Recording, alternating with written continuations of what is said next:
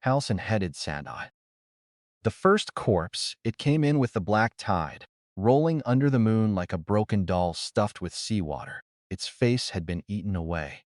Its fingers were curled so tightly around a strip of red cloth, crab-slung to its ribs. A truss clung sout. A necklace of polished boast hung around its throat, the same kind the Royal Expedition Corps gave to every exile they expected to die. I lost. The waves spit the body. He did not scream. He did not pray. He simply stood barefoot on the shore of Morvane Island, rain sliding down his hollow cheeks, and smiled, as if the island had just greeted him politely. Behind him, the prison ship was already pulling away. The black sails retreated into the storm. Lanterns swayed on its deck like lazy fireflies. Men lined the railings to laugh at him before the mist swallowed them. Foss. Enjoy your kingdom, trash mage. Build yourself a palace with mud and tears. No tools, no servants, no food. Let us see your famous noble blood now. Someone threw his old family crest into the sea. Fawn lost.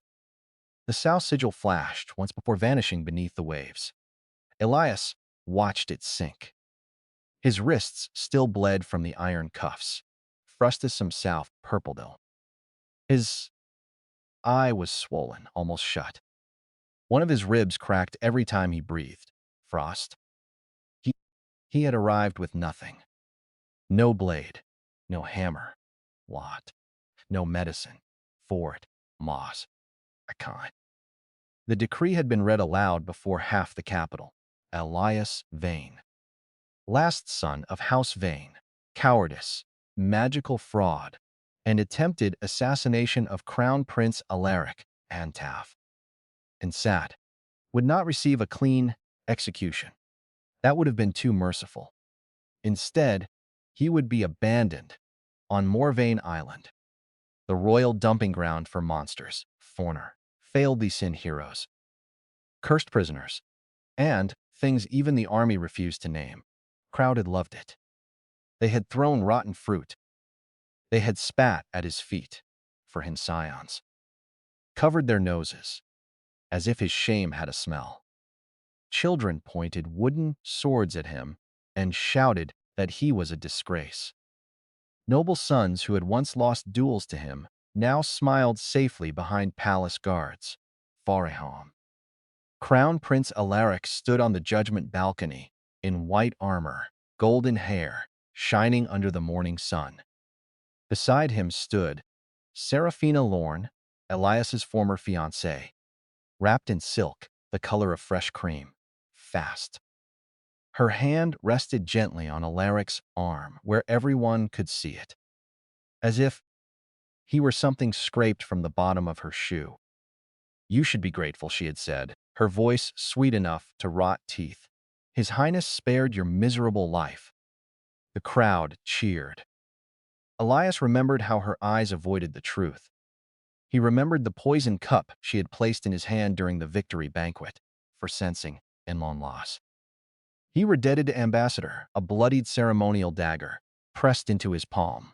He remembered his mana core, once called rare and bottomless, frast, being measured, who suddenly declared it unstable, mutated, useless, dangerous. Os frusted the prince, and swearing that Elias had confessed. Darius, Host, his sworn brother. The man Elias had dragged from a battlefield with arrows in both lungs. That same man had not even looked ashamed. Rush, forgive me, Sousmist whispered, while fastening the execution chain around Elias's neck. I chose the winning side, the winning side. Elias stared at the departing prison ship until it became a smear of black against the storm. Naden trembled. Then the island growled, not metaphorically. The ground beneath his feet trembled. The jungle beyond the beach shifted. Trees bent toward him like listening giants. The air smelled of wet leaves, old bones, and something sweet that should not have been sweet. Frust and sound. A scream tore through the dawn. Somewhere deep, inland, something large, was eating something that did not want to be eaten. Elias turned toward the sound, fra for him, like a curse, pretending to be land. Jagged cliffs stabbed the sky in the east. A choking jungle covered the center, so dense that sunlight seemed afraid to enter it. Frost and law. Black birds with human-like hands clung to the branches. Pale mist moved between the trees, though there was no wind. Farther inland, a mountain split open at the crown, breathing violet smoke into the clouds. The sand under Elias' feet was not sand. It was powdered bone. The corpse on the beach twitched, frisked. Elias, the dead man's jaw cracked open. A thin black worm slid from the ruin of his throat, unfolded wet wings, and flew toward Elias's eye. Elias lifted one hand. A faint gray spark snapped between his fingers. The winged worm stopped in midair. Die. Suspended invisible pressure, Elias tilted his head. The worm folded inward. Bone cracked, though it had no bones. It shriveled into a dry knot and dropped into the surf. The gray spark died. Elias's end and loss. His mana channels burned like molten wire. He exhaled through clenched teeth. Still broken, he murmured. The royal mages had not lied about everything. His core truly had changed. Faust. Useless. Because it did not obey academy doctrine. It did not produce clean elemental fire, wind, stone, water, light, or lightning. It did not shape itself into noble spells suitable for duels and ceremony and hoss.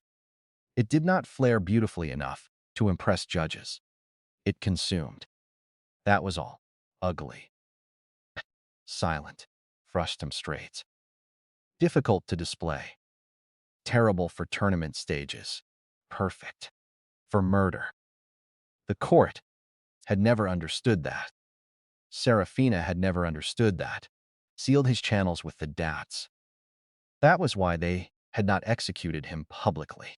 That was why they had poisoned him first, sealed his channels with cursed iron, smeared his name in front of the kingdom, and sent him to an island where no witness would remain if something went wrong. Erased. How for it? The difference mattered. Elias walked to the corpse and crouched beside it. The dead exile wore shredded leather, salt-rotted trousers, and boots too damaged to save, with more claws than patience. Inside the wound, tiny glass flowers had started blooming from the exposed flesh. Elias plucked the red cloth from the corpse's fist. I'd soused. Fresh. That meant another group had arrived before him. Smugglers. Perhaps soldiers. Perhaps earlier prisoners. I yet. Shelter mattered. Be cancel in law. Thas. Elias Sanhats, the open first. Elias Rosens, and scanned the beach. I south. Faust. There were driftwood branches, smooth stones, shells, sharp enough to cut skin, vines tangled among the rocks. Nothing crafted, nothing reliable. Fernt loss. The prison decree had forbidden tools, not hands, and certainly not magic. It hurt his ribs. The royal court had been so careful, Frangus. So sure. They had stripped him of iron, steel, glass, rope, wheels, measured gears, enchanted devices, folding saws, survival kits, and every modern convenience noble explorers depended on. Removing. Tools removed. Civilization. Fools. Tools only obedient corpses of ideas. I home tadisti now. A shadow crossed the beach. Elias looked up, frust and loth. Something dropped from the cliff. It landed on all fours, with a sound like a butcher's table splitting. It had the body of a gray ape, the neck of a vulture, and a face almost human enough to be insulting, a little to show for it. Its arms dragged through the bone sand. Its mouth opened sideways, revealing 3 rows of pebble teeth. Around its waist hung fragments of human belts, rings, and finger bones. Territorial. Hey, the creature sniffed Elias.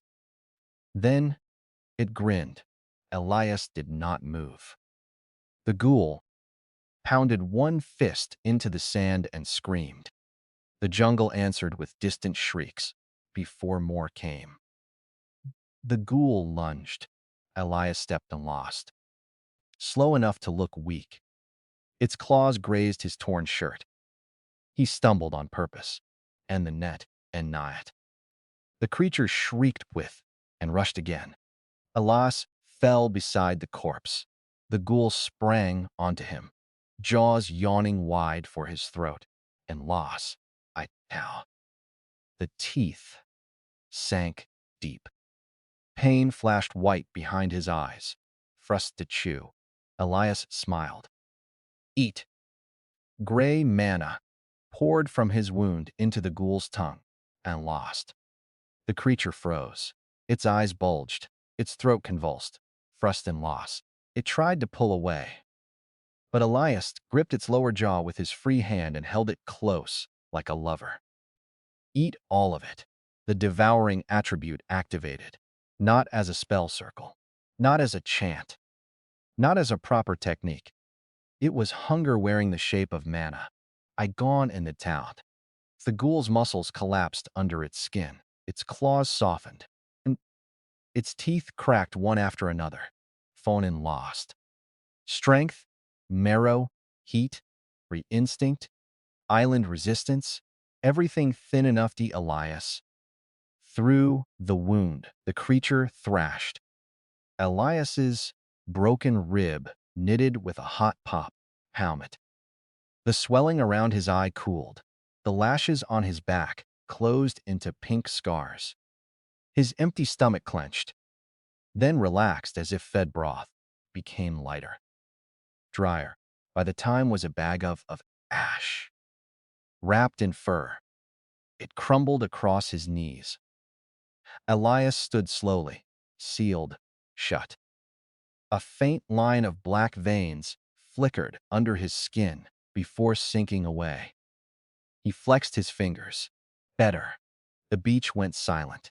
Even the waves seemed to pull back. From the jungle edge, several pairs of eyes vanished between the trees. So the island could learn. Excellent. Fear was the first foundation stone. Elias, farther from the surf, and searched it carefully. He found no knife, no flint, no coin, no note, only a cracked tooth charm, 3 finger bones tied with hair, and a small pouch of seeds that smelled like rot. Fast. Sit. He broke the finger bones. He studied the marrow. Too dry to use as bait. He threw them aside. Then he moved. Storm thickened by sunrise. Rain-hammered dust became paste. Nas. Elias walked along the shoreline, choosing every step with cold precision. Fraumai lost. He avoided purple barnacles when his shadow touched them. He skirted pools where silver eels watched him with childlike eyes. He crushed every black worm he saw before it could unfold wings. Frustonans. Only usefulness. Flat stones, sharp shells, long driftwood, vines that did not bleed when cut, frost surfaces. A spine from some dead sea beast, curved and hard as ivory. No axe meant no chopped trees. Frost shovel meant no clean trench. So the fortress would not begin as human buildings did, from the loss. It would begin near midday. A low rise of black stone stood between the beach and jungle, close enough to the sea for fishing, high enough to avoid the tide, narrow enough that attacks would funnel from 2 directions. Behind it, a natural wall of thorn trees formed a crescent. In front, the ground sloped down into loose bone sand. Not safe. Penny sound nader. Useful. See, Philaste was made by punishing approach. Elias placed his palm against the black stone. Thalas. The rock was warm. A pulse answered him. The island had old mana in its bones. Cast, dark, swollen, half asleep. He closed his eyes. The Royal Academy taught students to command mana like soldiers. Soldiers deserted. Hunger did not. Frustus and lost. Not to eat it, but to taste it. Texture. Cracks. Mass. Traces of dead roots. Salt. Blood. So much blood. The island remembered every death. Elias opened his eyes. Good material. He pressed harder. Gray light spread beneath his hand. The stone groaned. Inward. Weak portions collapsed into dust. For it. Strong portions tightened, fused. The surface hardened, darkened, became smoother than natural rock, but rough enough to climb. Only if allowed. It was not construction. It was selective consumption. Remove weakness. The first wall rose. No higher than his waist. A pathetic thing by royal standards. Fresh mouth. Elias worked until his palms split. He drained brittle sections, hacked stones, compacted stones, bent roots into binding nets, hardened mud with mana until it became black clay. He used shells as scraping edges until they shattered. He shaped driftwood ribs into frames by softening fibers with devouring pulses, not cutting them. Rain washed blood from his hands. Distafost. More blood came. He ignored it. By afternoon, the first barrier stood between two boulders. Ugly. Low. For in lock. Path. Anything charging from the beach would hit loose bone sand, climb a slope, and meet a slick black wall tilted just enough to break momentum. Then the pits. Without a shovel, Elias used hunger. He placed both hands on the ground and consumed the cohesion of packed sand in narrow strips. The earth loosened, collapsed, sank from his knuckles. Mud filled his nails. Skin tore from his knuckles. He lined the pits with sharpened bone splinters from the beach corpse and the sea beast spine. No metal, no modern tools, no mercy. He covered them with woven vine mats and thin bone dust. By sunset, the beach below looked untouched. Elias sat behind the waist-high wall, soaked, bruised, starving again, and listened to the island wake for night. The first wave came after dark. Beach ghouls, 4 of them. No, 4 was a digit, a small plaque, then. They came low, through the rain, clever enough not to scream this time, as with the pale ground. Their eyes glowed wet green. They had smelled the dead one, felt Elias's blood. They thought he was wounded prey. That mistake was becoming a popular religion. Fat. The pit swallowed it. Bone spikes punched through its belly and back, clawing upward. It shrieked, impaling itself deeper with every movement. The second ghoul leapt aside and slammed into the angled wall. Its claws scraped stone and lost. Elias reached over, grabbed the back of its neck, and fed devouring mana into its spine. It collapsed without a scream. Frusenitz was behind the wall and waited. Patience was also a weapon. Frust. One ghoul tried to circle toward the thorn crescent. The thorn trees moved. Their red-veined branches wrapped around its limbs and pierced its joints. Loved fresh panic. Elias felt the tree roots drink. Interesting. The predators could be bribed. The last ghoul fled toward the surf. Atsman ass. Elias lifted a hand. A pebble rose from the wall and shot forward, driven by compressed hunger releasing at once. Frost. The creature fell. Elias walked to it slowly. It crawled. Whimpering, he placed his set foot on its back. "Tell the rest," he said softly. "Of course." The ghoul understood nothing. That was fine. Pain spoke island languages better than words. Enough to heal. Enough to strengthen. I forced the man. Kill. The crippled ghoul dragged itself away, leaving black blood across the bone sand. Let every hidden thing know there was a new shape on the shore. Not, not prey. Freyet kinging. A problem. Elias returned to the wall and absorbed the corpses carefully. His body formed, his senses sharpened. His mana core pulsed once, slow and deep, like a second heart, waking beneath a coffin lid, came. Not from the jungle, not from the sea, from inside his parchment. Condition met, fast, Isenhouth. Mana survival threshold exceeded. Fortification, intent, has, assumed. Inheritance, protocol awakening, went still. Gray words burned across his vision. Not academy script, older. Sharper, Igunan Love. Has recognized a builder. The rain froze around him. Every jungle held its breath. The waves stopped mid-curl. The jungle held its breath for it. Elias stared at the floating words. For the first time since the trial, something like amusement touched his eyes. So, this is why Alaric was afraid. The words shifted. Core authority. Reinforced dominion. Primary function. Any territory personally claimed, shaped, defended, or fed by the user may evolve into a fortress. Secondary function. Materials may be upgraded through tertiary function.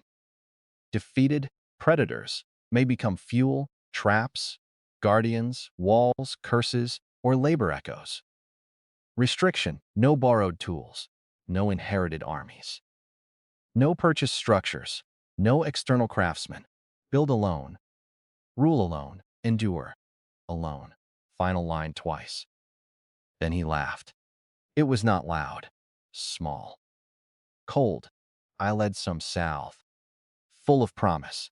The court had thought abandonment was punishment from south. Tools made him helpless. Seraphina had thought Morvane Island would chew him into a rumor. Instead, they had delivered a devouring mage with a broken noble name to the one place in the kingdom where endless monsters could be converted into walls. No modern tools. Only magic and hunger. The frozen rain fell again. The system vanished, leaving behind a mark, burned into Elias's palm. A black tower wrapped in gray flame. Shuddered. Fear mice. The gold ash sank into the stone. The black clay darkened. Bone spikes beneath the pits twisted, fused, sharpened. Fines along the barrier. Tightened like tendons. The thorn crescent behind him bent forward, its branches weaving into a crude canopy. Driftwood ribs locked into place. The first pathetic, jagged nest of dark stone, bone, root, and hunger. Still small, still ugly, far from south. But it had recognized him, and recognition was the beginning of law, appeared in the air.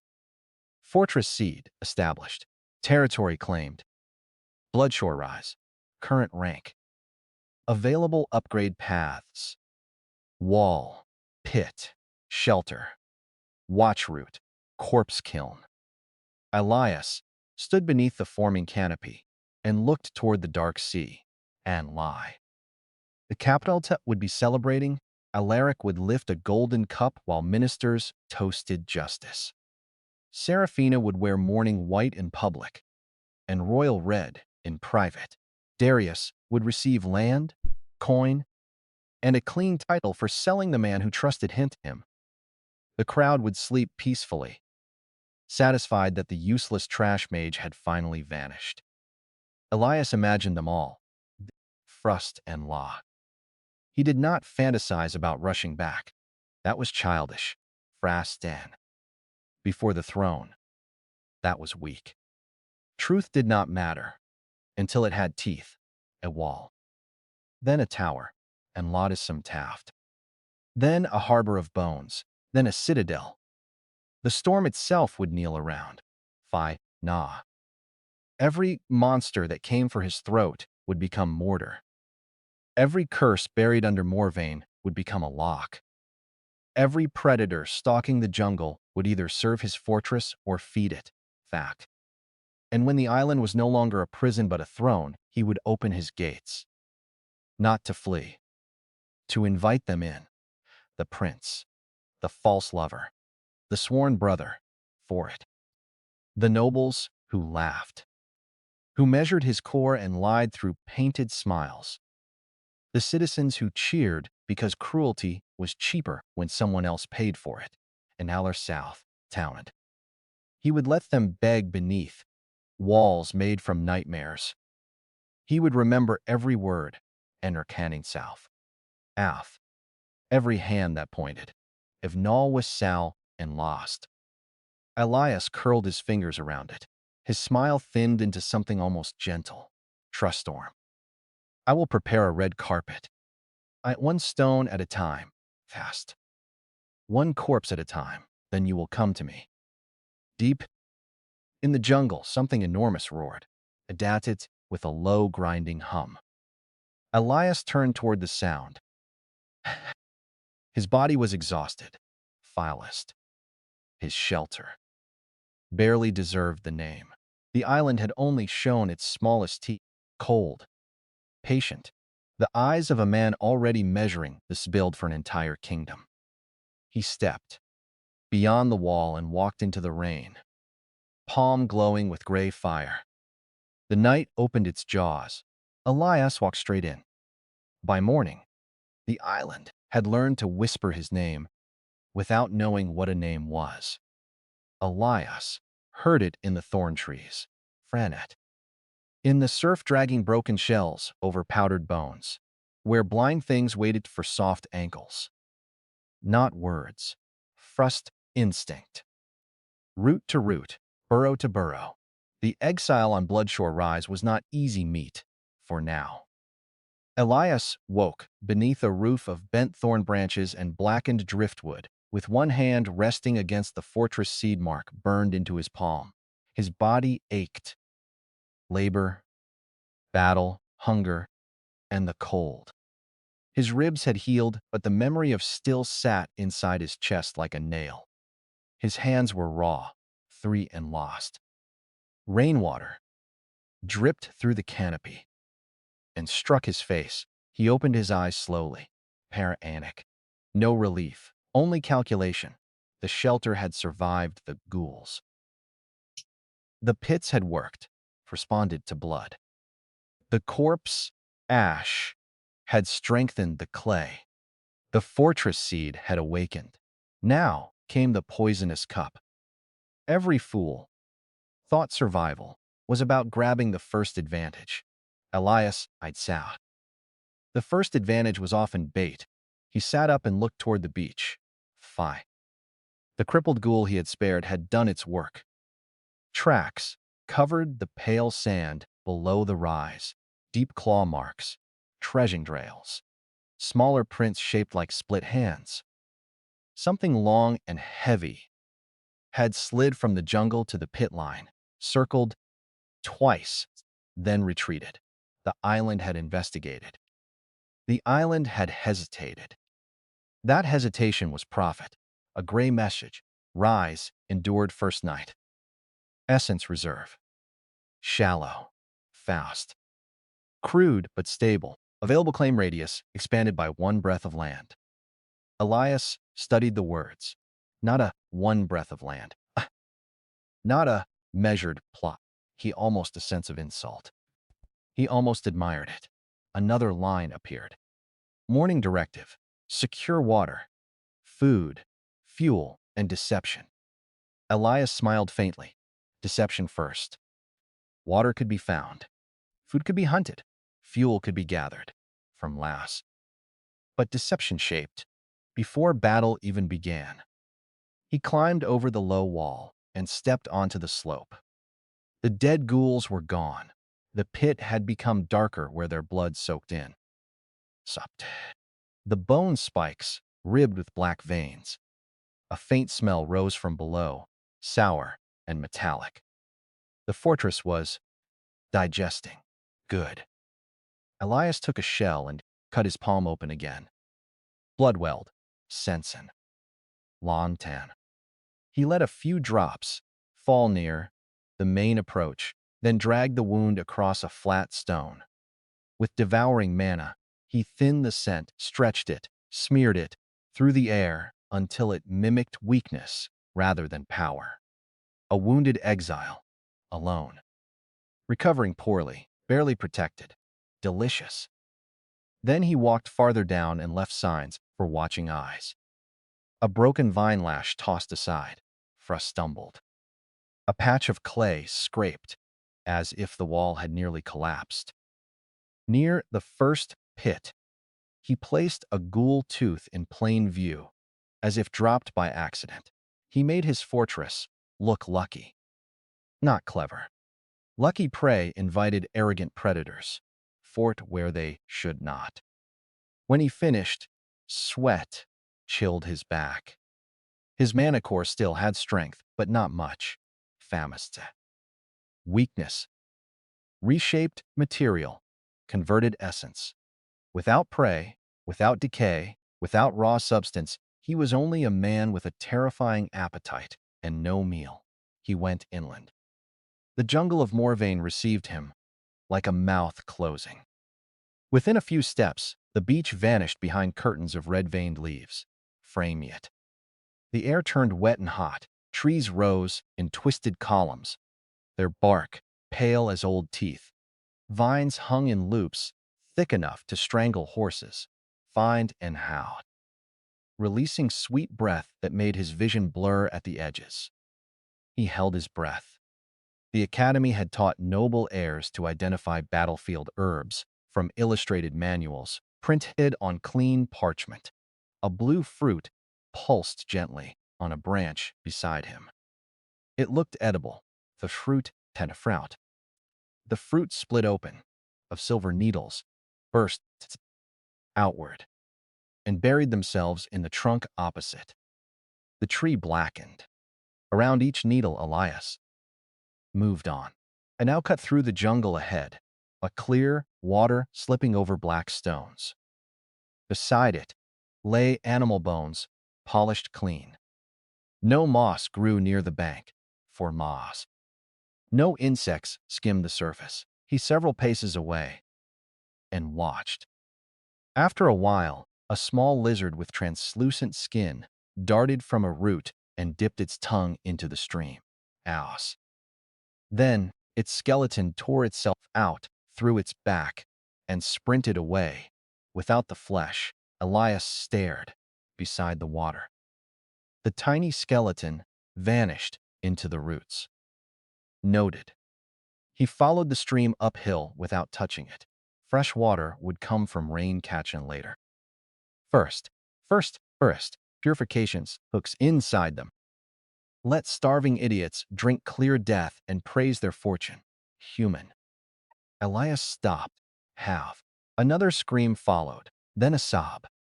Then a voice, shouting orders with the frantic arrogance of a man whose authority had stopped working. Hold the line! Hold the line, you useless filth! Royal accent. Survivors. Through a curtain of hanging moss, he saw them in a clearing. 6 survivors. Several survivors. A small royal scouting party. Pass. Expedition leather. Brass shoulder pins. Red trim. The kind issued to emergency survey units. They must have landed elsewhere before the storm drove them inland. Foss. A hand axe. A compact shovel. A coil of treated rope. A folding lantern. A steel cooking pot. A crossbow with carved limbs. A modern survival crate stamped the royal sun. Against Morvane Island, they looked absurdly confident, even while dying. 2 soldiers. their seas, swollen blue. A third sat against a tree, shaking as black vines crawled under his skin. The leader, a broad man with a curled mustache and polished boots, kept waving a sword at the bushes, furhound and moth, sobbing over a cracked wand. Elias recognized the leader, Lord Merrick Vol, a minor, noble Sal parasite, who used to follow Crown Prince Alaric through banquet halls, laughing half a breath too late. At every joke during the trial, Marek had stood below the balcony and shouted that Elias should be grateful to die somewhere useful. Now his boots were full of mud, had a sense of humor. After all, a rustle passed through the clearing. The soldiers raised their weapons from a stranger, from the bushes, and lost. Lost shaped like a deer. If a deer had been built from wet bark, exposed wrong memories of men, its antlers were made of finger bones. Its eyes were sewn shut with vines. Human tongues hung from its throat, like red leaves.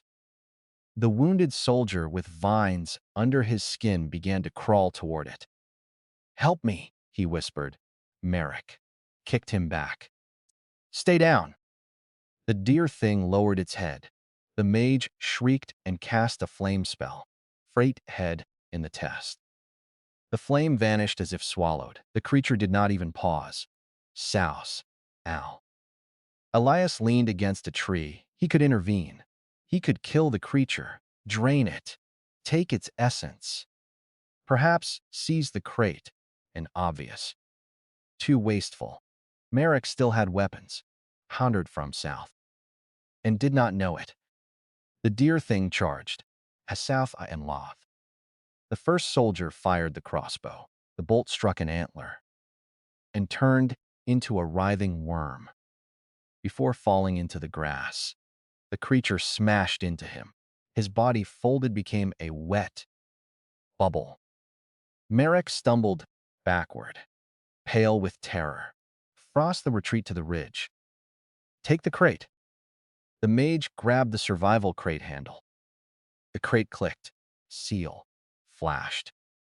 Perhaps the enchantment activated. From beneath the soil, root tendrils burst upward and wrapped around the metal corners. And loss. The island reacted instantly to foreign enchantment. Morvane hated clean magic. It hated polished things, pretending ownership. The crate began to sink. Out. The mage tried to pull it free. Pulled back. His arm went in, up to the elbow. He screamed. "I let it, I myself." He raised the hand help him, and chopped through the mage's trapped wrist. Blood sprayed across the crate, and Frost so for it, staring it fell backward, where his hand had been. Merrick grabbed the crate with both hands and yanked. The roots released. I laughed to say "Foth." Then's, the soil beneath the crate split. A black flower opened, had teeth. It's swallowed the crate, the mage's severed hand, and half of Merrick's left boot in one bite. Merrick fell on his backside and howled. Elias covered his mouth one hand, not to hide fear, to hide his smile. The island was generous today. Frost. The deer thing impaled another soldier against a tree. The last two broke and ran in opposite directions. Fasoust. The other reached the edge of the clearing before something dropped from above and pulled him screaming into the canopy. Merrick remained on the ground, sword shaking, a hand loss. Elias finally stepped out. Merrick, the noble, froze. At first, disbelief. Then recognition. Then the ugliest kind of hope. "Veyne?" His voice cracked. "Elias? Veyne?" Elias walked into the clearing with empty hands, as if a corpse had returned, wearing judgment. "You are alive," Merrick whispered. "Regrettably, for you." Merrick swallowed. His gaze dropped to Elias' torn hen clothes, bare, blood-crusted hands, and lack of weapons. Hope became contempt with astonishing speed. Even now, even here, beautiful. You filthy exile, Merrick snapped, trying to stand with one boot half gone. Help me kill this thing. That is an order from a noble of the crown. Elias looked at the dear thing. It scraped one hoof across the mud. Terror strong. I caught it. Territorial. To the cursed flora. Useful. He looked back at Merrick. For men. What? No. The word landed harder than a spell. Merrick's face twisted. Feast. You dare? You traitorous trash. I will have you whipped until your spine shows. You misplaced your whip. I will tell His Highness you survived. I know. That stopped him. Elias's smile sharpened. That is why you are going to keep surviving a little longer. The dear thing lunged. Elias moved, but not toward it. Hadade and hack. He stepped behind Merrick. He stepped behind Merrick as the antlers missed his throat by a breath and carved through his shoulder instead. Bone cracked, blood sheeted down his chest, and dragged him sideways, letting the creature's momentum carry it into the black flower pit, where the survival crate had vanished. The flower snapped at the deer thing. The deer thing kicked. Root teeth met bone antlers. The clearing erupted. Elias did not fight. He harvested, while monster and cursed plant tore at each other. He spread his devouring mana through the mud, drinking loose fragments of essence from every wound, every broken root, every splash of blood. Not enough to reveal his Phil's reserves. Merrick writhed in his grip. Save me. Save me. Damn you. Elias bent close to his... Beg correctly. Merrick's pride fought his survival for one delicious moment. Survival one, please, he choked. Please, Lord Veyne, save me. Lord Veyne. The title sounded filthy. Elias released him. Crawl to the beach. What? Crawl. The deer thing ripped free from the flower, half its chest eaten away. Salfa. Teeth. Both were weaker now. Perfect. Fine house. Elias stepped between them and lifted his palm. The fortress mark burned black. Devour weakness. His mana struck the damaged antlers first. Not the strong center. Frust on. They collapsed into bone dust. The deer thing staggered.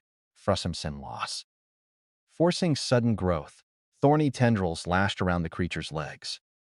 The flower tried to claim the kill. Elias claimed the flower. Gray mana sank. Through its torn mouth, it ate the rot holding it together and converted its hunger into a command. Hold. Froze. The deer thing thrashed. Elias placed his hand on its skull. It tried to gore him. Too late.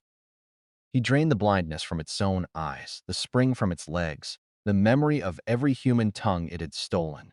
The territorial curse wrapped around its heart. Essence flooded him. Like hot tar. His muscles tightened. His hearing sharpened until he could hear Merrick sobbing through clenched teeth behind him. The creature withered to bark and bone. The black flower shrank into a fist still twitching. Elias plucked it from the mud. A message appeared. Cursed flora essence acquired. New upgrade unlocked. Lure garden. New upgrade unlocked. Root snare. New upgrade unlocked. Bone antler palisade. Elias held the bulb up to the dim jungle light.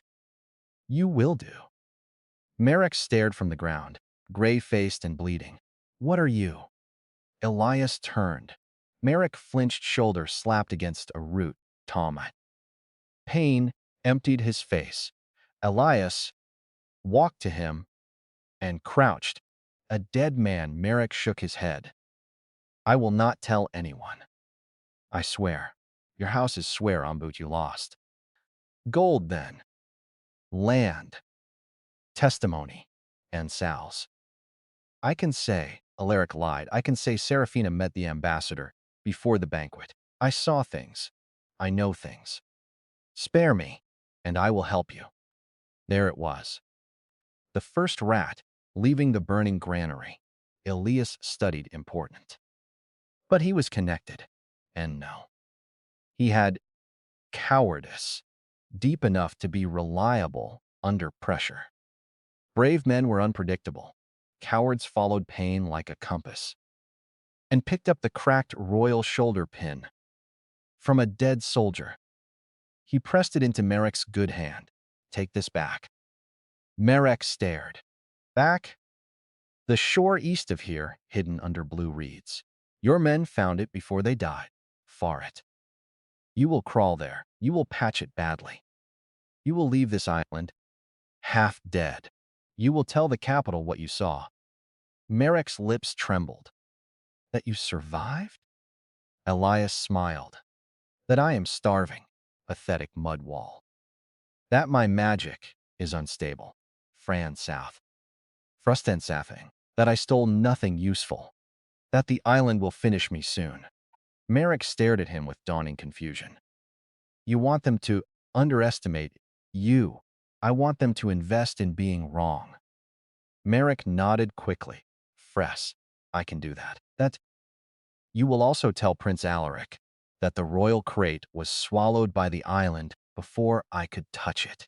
It was. Good. Truth makes lies durable. Marek tried to stand. Elias caught his chin with one bloody hand, and Marek. If you become creative, if you add heroism to your report, if you suggest sending a serious army too soon, the thing I leave inside your wound will bloom. Marek's eyes widened. Fresh towel.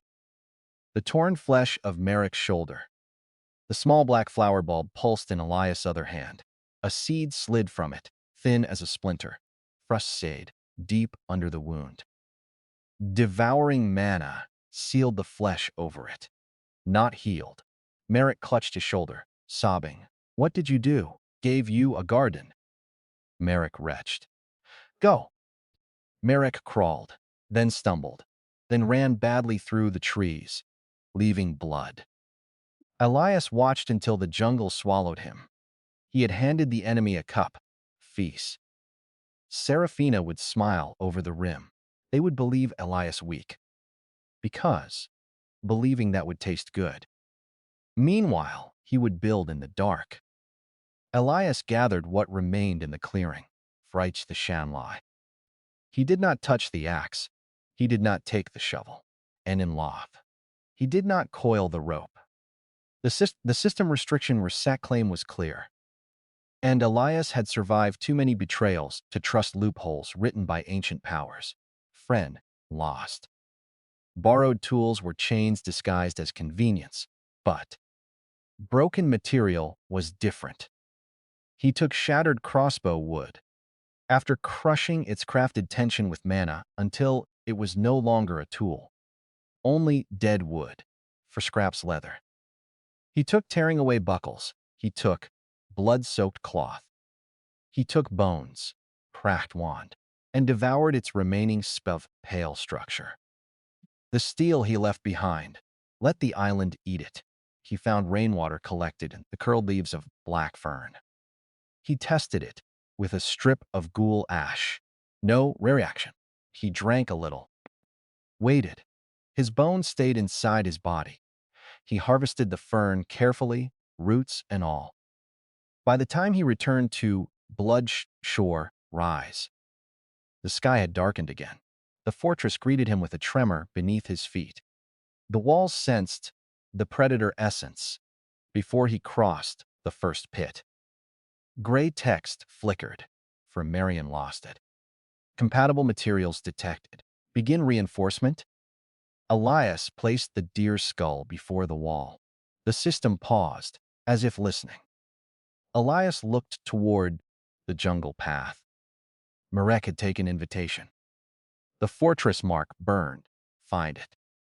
Into the open slope below the wall. Bone dust streamed from the skull and sank into the ground. The hidden pits rearranged themselves with wet grinding sounds. Forn the flossed. From beneath the bone sand, antler points grew in crooked rows, angled away from the fortress and toward anyone, charging uphill. Not a wall. A promise. Bulb. Near the left approach. Just beyond visible safety. He fed it enough goal ash to wake its teeth. Not enough to let it grow wild. Bite what runs. Throw when lost. Hold what screams. Do not touch what carries my mark. The bulb shivered. Roots slid into the ground. Established. Root snare established. Bone antler killing field established. I'm moderate. Fortress rank remains nameless refuge. Elias exhaled. Moderate. A court mage would need apprentices, supplies, diagrams, chalks, circles, polished crystals, and a week of rest to produce a defensive enchantment weaker than what Morvane gave him from one ugly afternoon of slaughter. The thought warmed him more than fire. Fear stand. He built pot, then no carved barrel, firm as no glaschen. No metal, softened vine, fibers, black, clay, and pressure. Frostworts and lie. Frosty shall the clay in shallow basins by consuming its brittleness and compacting its grain. He bent thorn branches into supports. From life loss. He guided rain vine channels into covered catchments, lost. The first basin leaked. He broke it down and made it again, pass into the seam. The second cracked. The third held. He crushed the rotsmelkine seam the corpse pouch and fed one to a trapped beach worm. The worm swelled, split, and produced a cluster of pale mushrooms. He waited until the mushrooms stopped twitching, then touched one with devouring manna. Heavy, slow, for sows. No. He planted them below the slope, frustly. Yes, for himself, he used the deer creature. Yes, differently. Its essence had carried jungle memory, patterns, edible root scent, bad root scent, nesting insects, bitter sap that numbed pain, red beetles that stored fat beneath their shells. By dusk, Elias had eaten roasted beetles, cooked over no flame. He had built a corpse kiln instead, a hollow pit, sealed under clay, fed by decaying monster matter, and controlled devouring heat. It smoked without firelight. It dried meat, hardened clay, purified bone, and produced ash rich with residual essence. Established. New crafting path unlocked. Ash brick. Elias looked at the message, full indifference. Labor, echo available after sufficient kills. Elias understood. For stat. Dead predators could become work. Not living servants. Not craftsmen. Echoes. Repetitions of force. A bite that became a gate clamp. A digging claw that became a trenching pulse. A strangling vine that became a pulley of roots. No modern tools. Only dead forced into usefulness. Beautiful. Night fell for a torrent. Marek's blood trail had excited things. They arrived as low shapes beneath the mist, more cautious than the ghouls, frost-sized insects with human hair. Their mandibles clicked in rhythm. Their legs stabbed the mud without sound, from lost. Visible enough to tempt. One insect stepped onto the lure garden. The black flower opened with the delicacy of a noblewoman unfolding a fan for Hallett. Sweet scents slowed. Their mandibles clicked softer, doused and down. Roots punched through its head. Bodies snapped. Bodies tilted. Pits opened. The root snare wrapped around thrusts and joints. Elias moved only when necessary. Touching wounded shells, draining speed, venom, chitin strength, night sight became easier. Each death made the fortress hungrier. The wall rose to his chest without stone being carried, flies and ornate. Thick watch roots crept along the perimeter. trembling whenever something larger than a crab crossed the claimed radius. Essence reserve, swelling. Claim radius expanded by 3 breaths of land. New upgrade unlocked. Chitin shudders. New upgrade. Venom mist channel. Elias stood among twitching insect husks and laughed once. Softly. The loop. Predators attacked because he looked weak. They died because he was not. Fed the fortress. The fortress made him safer. Pounded. Stronger predators gave richer essence. Richer essence expanded the claim. Prostrum south. Expanded claim provoked the island. The island would send worse things. He would turn worse things into better walls. Perfect wheel of hunger. A dopamine loop, written in blood and architecture. While Alaric polished his stolen glory, Elias was compounding violence. While Seraphina slept beneath silk, he was weaving a roof from monsters that would have worn her face as a mask. While Darius counted reward coins, Elias was learning how to make a fortress grow from betrayal. By midnight, Bloodshore Rise no longer looked like a desperate camp, looked like the first tooth of finally cutting through the gum. Assess climbed onto the reinforced wall and gazed inland. Far away, beyond the jungle, violet smoke rose from the split mountain, Freck, to his fortress mark. Ancient. Hostile. A lesser man would have felt dread. Elias felt inventory. First, the beach. Douch. Then, the ridge. Helen lost. Then the stream that ripped skeletons from flesh. Then the jungle clearing with the black flower pit. Then, every path between. Fast. A fortress. A fortress was control. And Elias had only begun tightening his hand. Carnate. At dawn, as rain faded into silver mist, a broken skiff drifted away from the eastern reeds. Merrick lay inside it, feverish, pale, and shaking beneath a torn sail. One shoulder throbbed with a sleeping sea procedure. His eyes stared toward the open of a man, carrying a lie he did not understand. Elias watched from the cliff above, Bloodshore Rise. The noble would reach the mainland if luck remained cruel, for Fina first. He would gasp out his report. The capital would laugh first, then speculate, then dismiss, then send scavengers, glory hunters, minor knights, greedy mages, perhaps even Seraphina's agents to retrieve whatever remained of Elias Veyne and the lost royal crate. They would come lightly armed.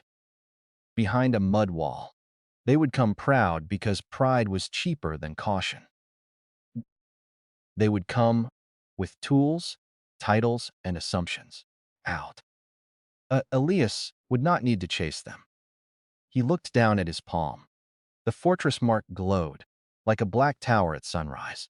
Frosted bad. Bloodshore eyes shifted, expanded, and breathed. He turned back toward the jungle, where the next screams were already beginning. His smile was calm, forced. I poured that cup myself. Then he descended toward the killing field to begin the day's work. By the time the mainland received Lord Merrick Val, Bloodshore Rise had already stopped being a refuge. Frost down. The walls breathed when rain struck them. Black ash brick expanded in the wet and tightened in the heat. Frustisleth, Hust and Loth. In cruel, elegant rows, each point. Pashtenishast chit, until it gleamed like ivory under moonlight. Chitin shutters, folded across, narrow openings whenever watch roots trembled. Beneath the ground, root snares slept with the patience of buried snakes, fortress to the stone giants guarding the royal capital. But those walls had been raised by sweating peasants, hired engineers, measured cranes, iron pulleys, quarry wagons, enchanted drills, and a century of taxes. Bloodshore Rise, had been raised by corpses. Lust out. I has. Courses did not complain. Courses did not demand wages. Courses, anyone twice. He stood barefoot. On the inner platform at dawn, palm pressed to the central wall. The fortress mark burned softly beneath his skin. Fruste. Gray from him into stone, clay, root, bone, and chitin. Every pulse returned information. A crack near the western shutter. Fenors. A shallow root snare, overfed on insect venom, and trying to sprout, or too close to the water basin. A corpse kiln, nearly ready to produce another batch of ash brick, chewed overnight by blind sand rats with copper teeth. Elias opened his eyes. Too shallow, he said. The tunnel collapsed. A muffled chorus of squeals rose beneath the ground, then ended as the walls absorbed what struggled inside. Essence reserve increased.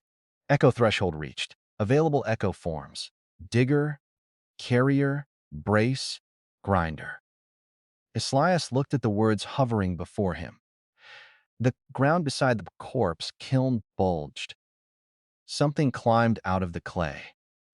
It was not alive. Frust. It was not dead in the ordinary sense either. It had the shape of hunched together from shadow, bone dust, and repeated motion. Its front limbs were broad and jagged, copied from the sand rat's claws and ghoul fingers, and now no will. It waited with its head bowed, as if listening for the next command carved into its existence. Elias circled it once. A labor echo, task-given legs.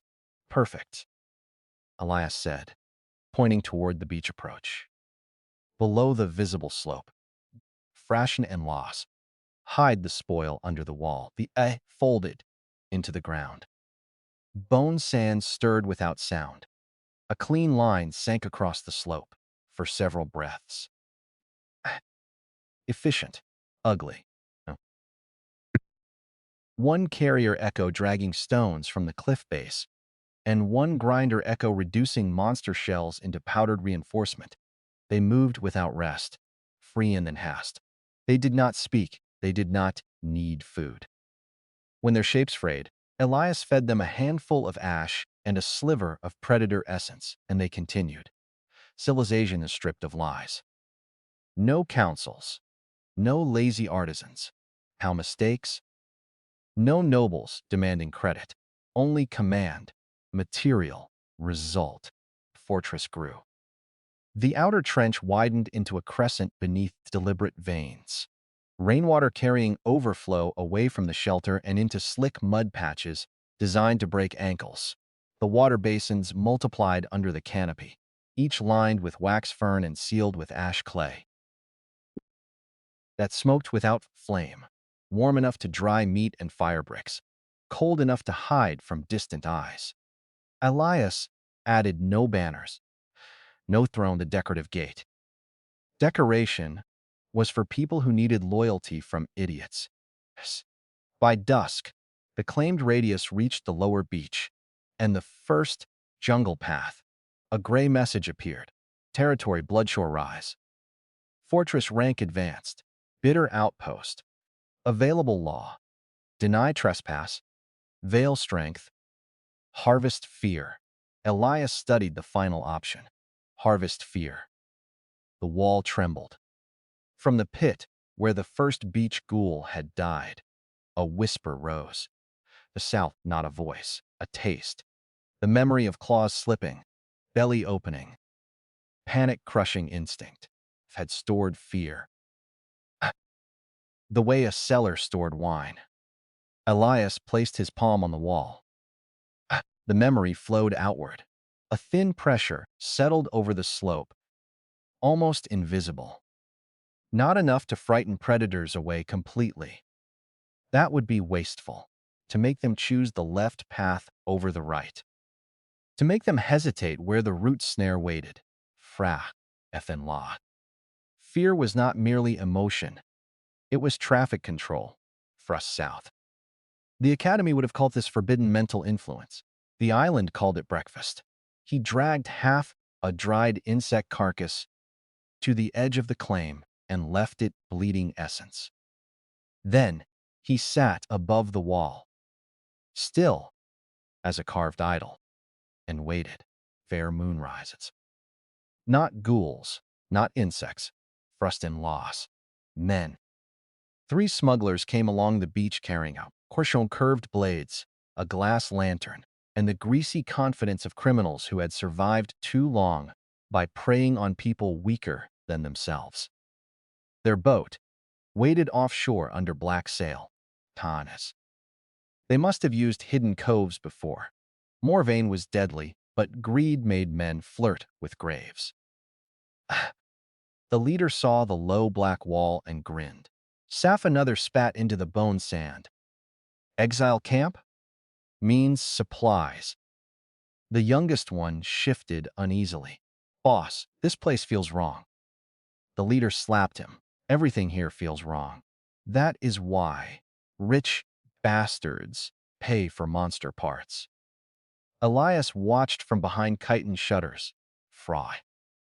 They had come for profit, not revenge. Even better, for it. Strangers approach the dried carcass. Fear Law brushed his thoughts. Frustler. See? The false crust held. The second man followed. The leader turned. Move. The youngest obeyed. Fast. He closed his fist. The trench opened. The 2 front smugglers dropped into darkness. Bone antlers punched upward from both sides, trapping but not killing them. Their blades clattered away, frustened and lost. Their screams were immediate and very satisfying. The youngest scrambled backward. Root snare took his ankle. Fruff with little to show for it. He fell flat, sobbing. Elias stepped through the gate gap. The smugglers stared up at him from the trench, faces pale under lantern light. Faf, lost. Help us out, friend, he said, voice slick with forced warmth. We can pay. Elias looked at the curved blades, the glass lantern, the fine rope, the leather satchels. Frussen law stouth. Tourist. Borrowed civilization.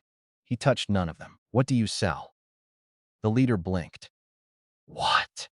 Monster parts. Bone powder, venom, information. What do you sell? Whatever buyers want. Who buys from Morvane? Nobles. Apothecaries. Cult people. I do not ask names. Elias crouched at the trench edge. You will start. The leader's eyes narrowed. You think you can threaten me? And my crew is offshore. Elias glanced toward the black water. The sea moved. Not waves. Something beneath that. A pale shape larger than the skiff brushed. The hull, the smuggler's vessel, tilted. Came from offshore. A muffled offshore. Then another. Then the water turned black and busy. Phymot. The leader stopped breathing. The thing.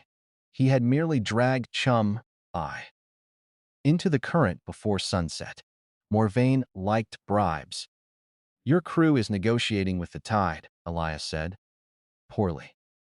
The leader's mouth trembled. I know Rauchley. Hidden buyers. Harbor passwords. Foss. Which patrol captains take coin? Which noble houses purchase illegal materials? I can help you. Elias smiled. Coward on every shore. Useful crop.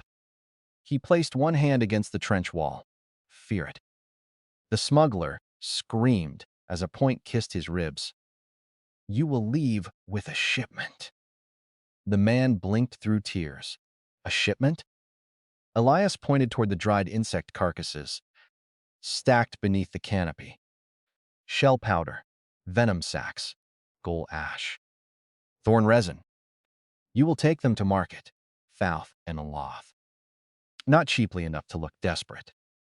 You will tell buyers that the island has become unstable, that fresh materials are appearing near Bloodshore. Frost off. You will mention no fortress. The smuggler nodded. Too fast. Yes, anything. You will return with salt. The man stared. No tools? Elias's smile thinned. To Faust and rats. Bring tools. And I feed trench walls. As if only now, realizing they were listening. Elias reached down and touched the man's forehead. Gray manna slid beneath the skin, and Saf, fine. A debt. The smuggler's eyes rolled back. Frust. His body arched. When Elias released him, a faint tower mark flickered under the man's left eye, then vanished. You will feel pain when you lie about me. Astat. You will lose sleep when you delay. Should you ignore all three, your blood will harden before your heart stops. The smuggler wept silently. Yes, Elias turned to the youngest smuggler. The boy was curled in the sand, ankle still bound by roots. He had not cursed, frayed before arrogance could bloom. Elias considered him. Tom, the boy whispered. Can you count? Tom nodded. Can you remember prices? Another nod. Can you keep your mouth shut? You will assist him if you lie. He inherits your corpse. Tom looked at the leader, then back at Elias. Something shifted behind his fear. Opportunity. Good. Ambition. Could be grown straighter than loyalty. The third smuggler in the trench began praying loudly. Elias looked down. The man wore a small pendant of the royal sun, filitary issue. A deserter. Perhaps. I sigh. Noticing, his face collapsed. Please. Elias absorbed him into the wall. The trench drank the scream. The leader and Tom stared in frozen horror. Elias stepped back. Carry the shipment. Neither man needed to be told twice. By dawn, a smaller emergency boat limped away from Bloodshore, with bundles wrapped in crude leaf matting. Washed. Tom watched the shore until mist hid it, clutching a pouch of shell powder. Like it was a royal treasury, Elias watched them leave. The fortress mark pulsed. New unwilling trade vein. Available law refined. Harvest greed. Frustals. And this was how empires began. Not with crowns, hands and loss, with routes. While the capital believed him buried in mud, his first goods would enter its markets. Under other men's names. Apothecaries would marvel at potency from unusually dense essence. Sex. From Morvane's forbidden shores, then demand would rise, then envy. Then, expeditions. Every buyer would become bait. After, would become a road leading back to his gate. For the next several days, Elias widened his control. He claimed the stream that tore skeletons from flesh. Not by drinking from it, but by starving the curse. Devouring manna. Entered the water through black stones placed by digger echoes. The stream fought back, fish skeletoned. Tiny white hands reached from the ripples and clawed at his wrists. He let them bite until he understood the rule. Bone wanted attachment. Bone wanted freedom. Elias smiled when he realized it. Then he built a separator channel, frustal to show for it. Any corpse placed in the upper basin. No, neatly divided, bone to one side, flesh pulp to another, fern leaves. Beneath, no knife, no saw, butcher's cleaver.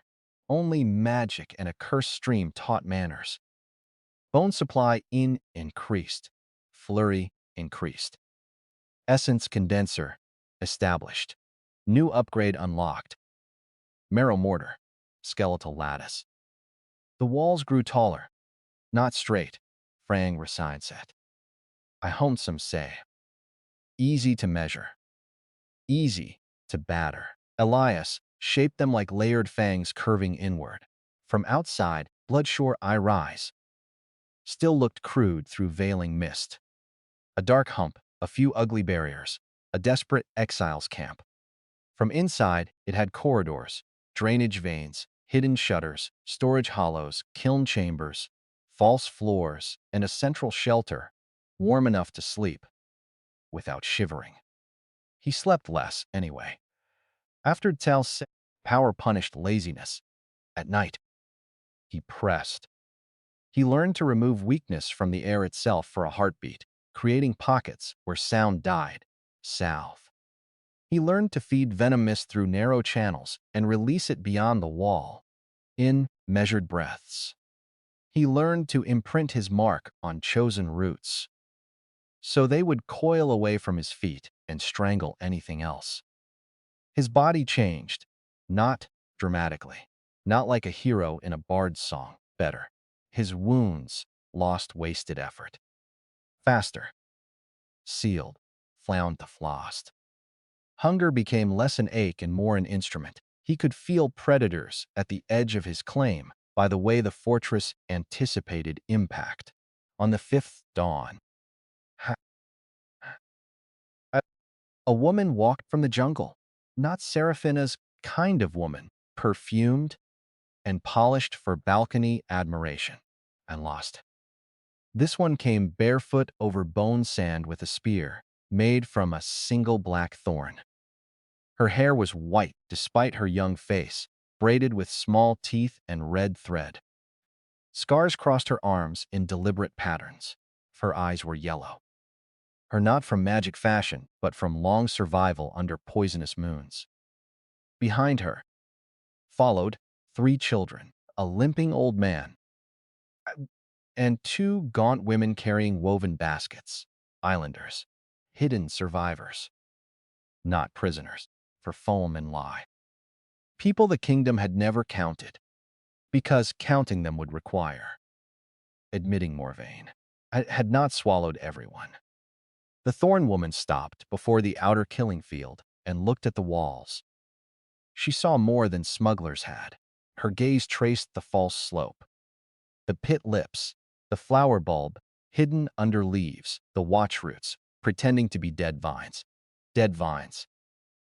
Then she looked at Elias. You are the one making the island restless.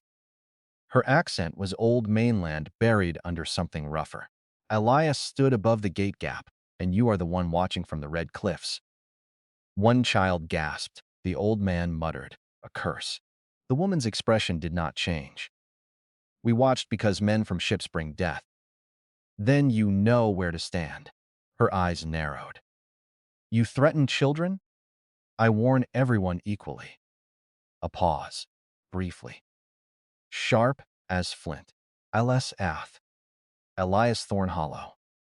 A. We know that name. The sea brought it with prison chains. Then the sea is talkative. Mara planted the butt of her spear in the sand. A pack of hollow boars is moving south, Castor. They will reach your rise tonight or tomorrow. They eat root, high stone, bone, and sleeping children. Your walls smell new. Found in Corsi. How many? Mara stared at him. He rephrased, remembering his own rule of words over Zimmersal's. How large a pack? Large enough to flatten this place. The children looked at the walls with hungry hope, then tried to hide it. Fian and lost. Elias understood. They had not come to warn him from kindness. They had come to see whether he would die first, and Algenal the south. Whether his fortress could before the pack reached their hollow. Whether this new predator on Bloodshore could be used as a shield. Good. Frust died. Mara's jaw tightened. We warned you. That was your test. Not payment. The old man spat. Noble blood. Elias looked at him. The old man stopped breathing. He raised a hand slightly, stopping him from apologizing. Smart. We know edible roots, she said. Safe fungus. Bad mist. Where the island sleeps. Where it pretends to sleep. Useful.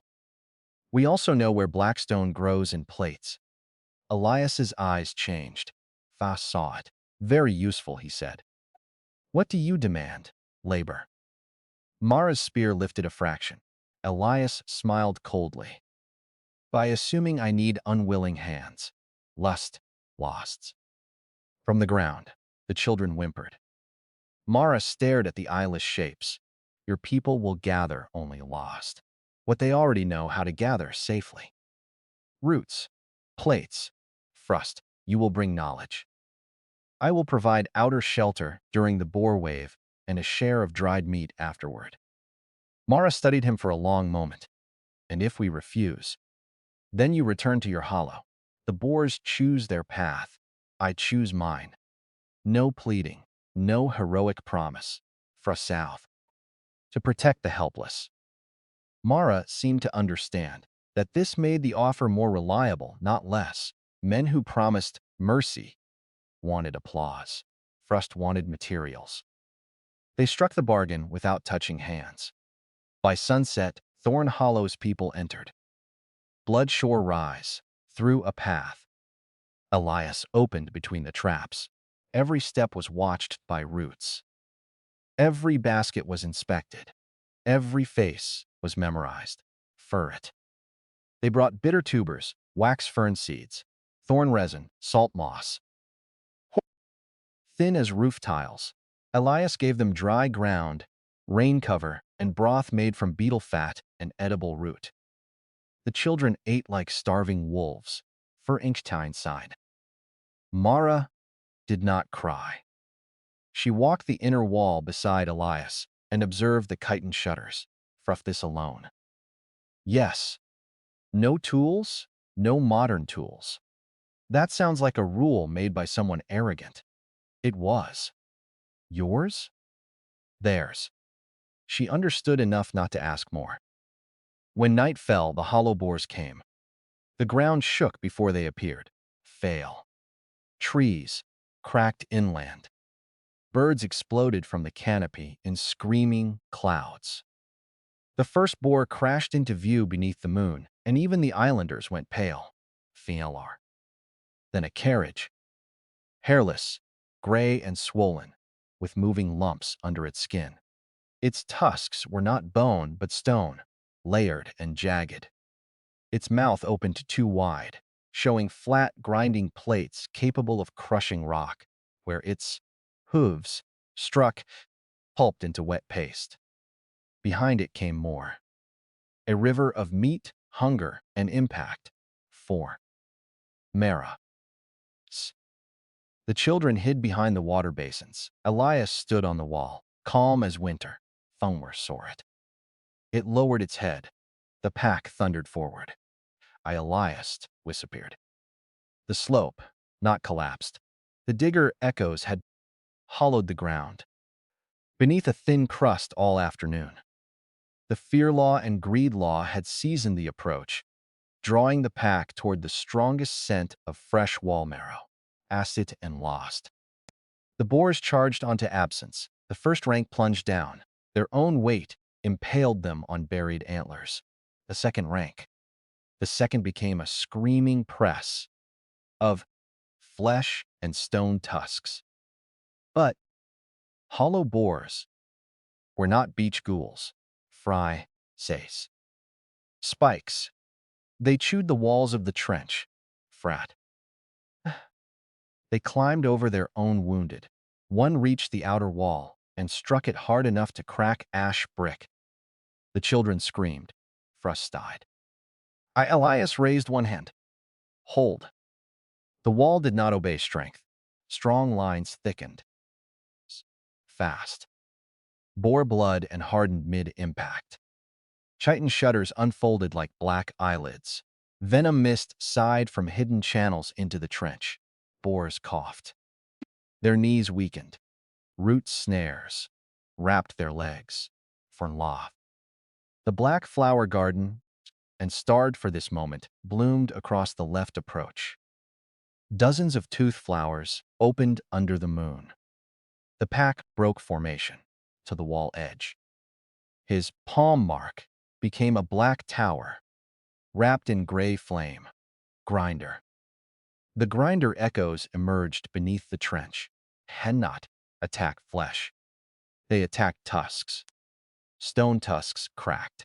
For my sound, powder streamed upward. Elias fed that powder into the wall with one hand while devouring the boar's impact strength with the other. Every charge made the fortress heavier. Aneda. Deeper. Every crushed monster became a brick before its heart stopped beating. Mara stared at him from below. Ferny knees. Sank. Worship. Not worship. Shock. That was acceptable. The lead bore, and smarter by a cruel margin, climbed over the dying pack and leapt toward the wall.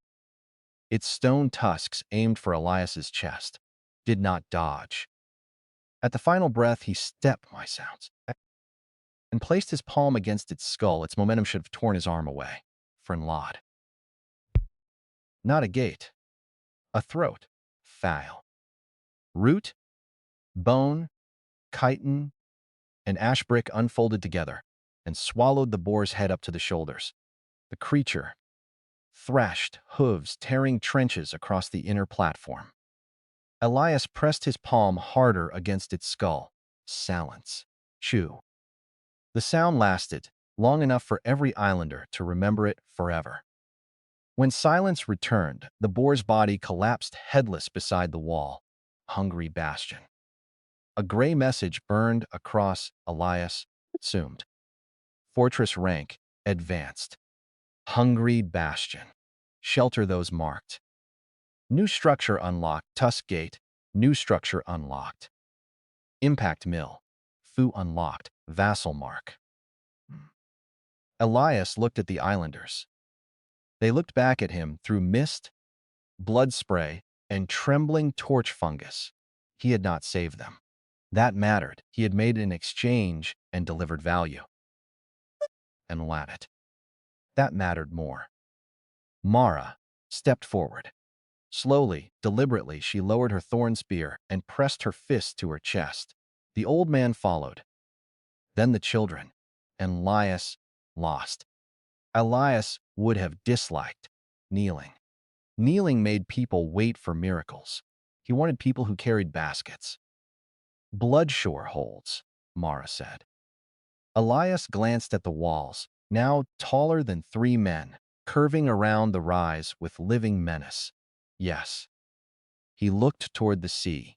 Somewhere beyond the storm, Prince Alaric would soon hear that the ruined exile still crawled behind a mud wall.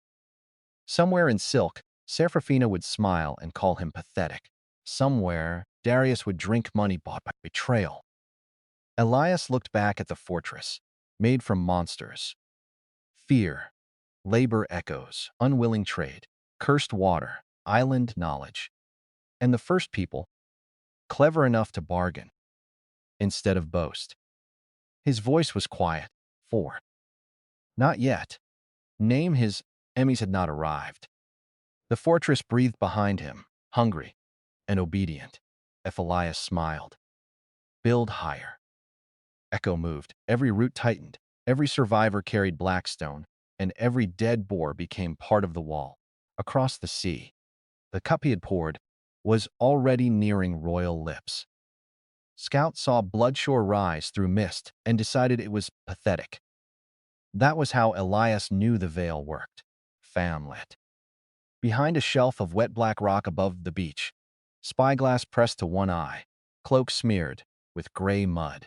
He had crossed the reef at low tide, crawled through bone sand, avoided the obvious pits, and reached the cliff trail without being bitten in half.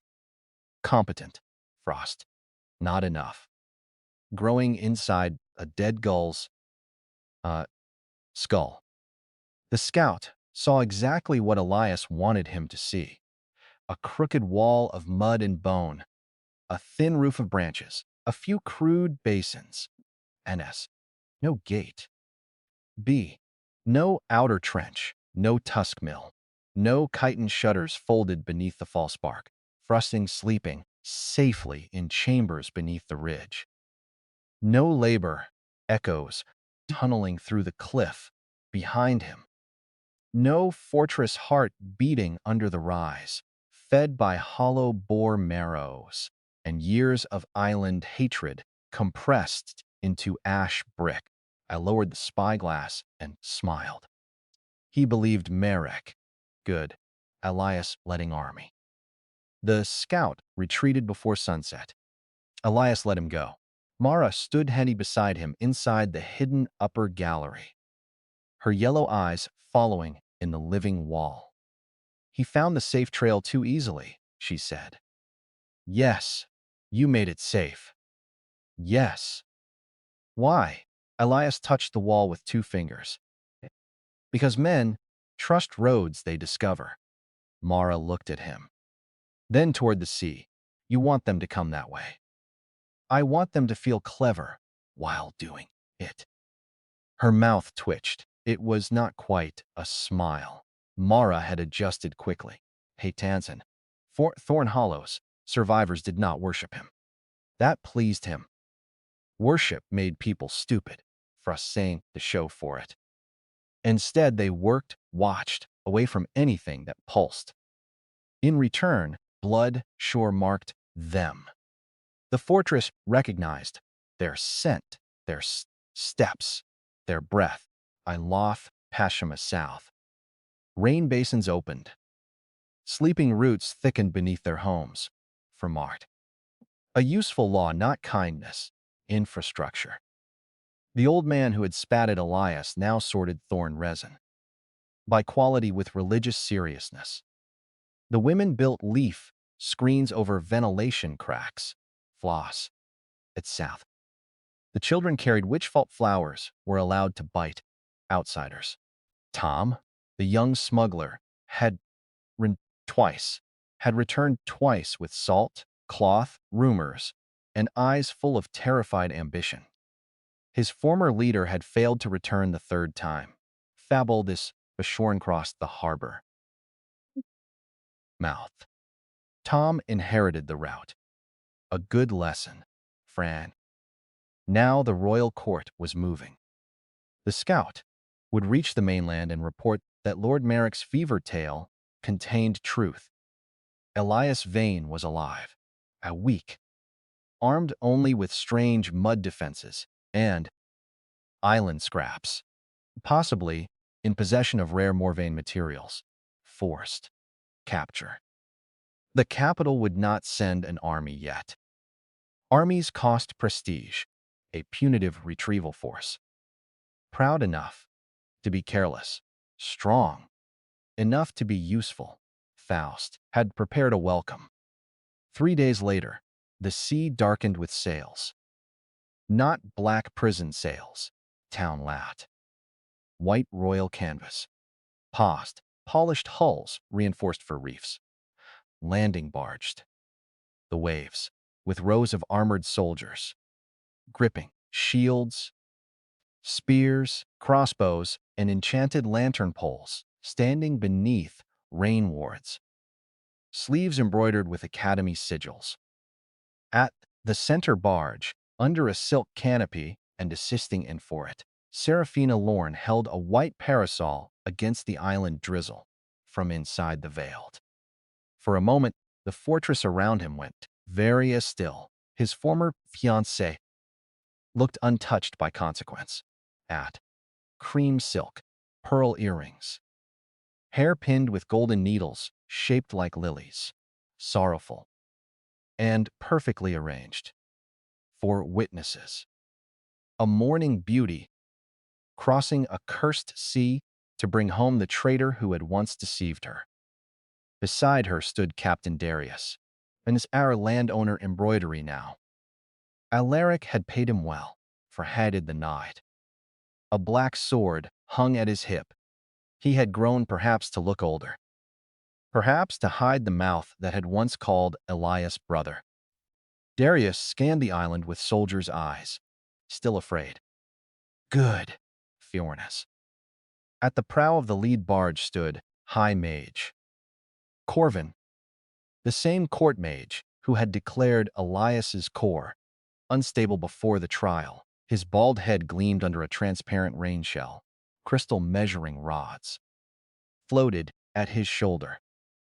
Like obedient needles, he looked eager, not concerned, enthusiastic. Elias knew that expression. A butcher approaching a rare specimen. Mara stepped into the gallery beside him. "The woman in white," she said. "That one smells wrong. She always did." "She is important?" "She thinks so." Mara absorbed that and said nothing. Below, the royal force landed. Fern loss. Boots. Formation banners rose. Commanders shouted. A herald climbed onto a rock, cleared his throat, and unrolled a decree protected by waxed leather. By command of Crown Prince Alaric Sulthane, found and Nod. Lawful heir to the raiding exiles, smugglers, unauthorized settlers, Asaum, come south, are ordered to surrender royal property, illegal materials, and the convicted traitor, Elias Veyne. His voice rang across the shore. If Elias Veyne submits peacefully, His Highness may grant a merciful public execution instead of abandonment to island beasts. Soldiers laughed. Seraphina. Enough. Seraphina lifted a hand to her lips, for of grief. Darius did not laugh. Corvin did. Mara watched his face. It remained calm. That seemed to disturb her more than rage would have. The herald continued. Any person sheltering the traitor will be judged complicit. Frust imsin laws. And approach with empty hands. From the false wall below, Elias allowed one chitin shutter to creak open. He stepped into view. Ragged cloak, from weapon, loose hair, the haltum soused. Home ta, and a low wall barely worthy of the name. The soldiers stirred. Seraphina inhaled softly, her habal, otter, sharpened. Not love. Never that. Ownership offended by damage. Darius took one step forward before catching himself. Corvin smiled broadly. Fascinating, the mage still alive. Your mutated core has stubborn residue. Elias did not answer. Lowered her parasol slightly. Elias, she said, voice trembling just enough for the soldiers to hear. You poor thing. There it was, after Tarnum the Tamar. I begged His Highness to allow me to come, she continued. Whatever madness made you betray us, I could not bear the thought of you being devoured alone. Darius's jaw tightened. High mage. Corvin rolled his eyes at the performance but allowed it. The soldiers murmured. Merciful lazy Seraphina, Habil's beautiful plus the monster, who had tried to destroy her future. Elias looked at her, Frustin Hounden South. Heshan cup, he remembered the poison, the stem. The small apology in her eyes, before ambition drowned it. Phi. The way she had leaned close and whispered, do not make this ugly. His Highness wins either way. Now she looked at him as though saving him would complete her sainthood. He smiled faintly. Seraphina felt. Only for a heartbeat. Then she recovered. Frest. Come down. Confess fully. Return what you stole. Perhaps your death can still have dignity. Darius finally spoke. Elias. His voice scraped. Elias shifted his gaze to him. All with little looked older up close. Guilt had not ruined him. Comfort had softened it. There was meat on his bones now. Good boots. Clean gloves. A reward us storm that conscience. Do not make us, said quietly. Us. Taunus. Elias almost laughed. You chose the winning side, Elias said. The words crossed the beach like a blade under silk. Furious went pale. Seraphina's eyes flicked toward him. Corvin's measuring rod spun faster. Veyne, your core is property of the crown by treason seizure. Submit, submit to extraction, and I will ensure your final moments are scientifically meaningful. Elias looked at the rods and laughed. Corvin's smile vanished. You were an unstable gutter anomaly, dressed in noble colors. Do not mistake survival for significance. The soldiers liked that, found it. Elias let them. Laughter opened the throat. Corvin raised one hand. Advance. Take him alive if convenient. The first line moved up the beach. Crossbows ready. Mages behind them whispered stabilizing chants. Their boots found the safe trail. Their lanterns shone over the obvious pit markers Elias had left exposed. The commanders congratulated themselves for caution. The ground held. The soldiers climbed. Elias stepped back behind the low wall. Darius frowned.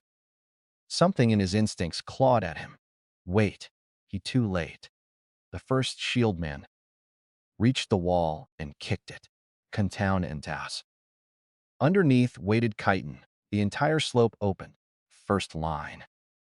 Like a jaw, trapping the vanguard whilst the second and third ranks plunged into the hidden crescent trench. Shields jammed.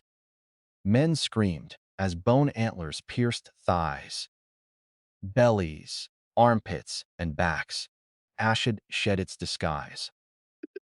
Ash brick unfolded upward. In layered fangs, chitin shutters snapped open.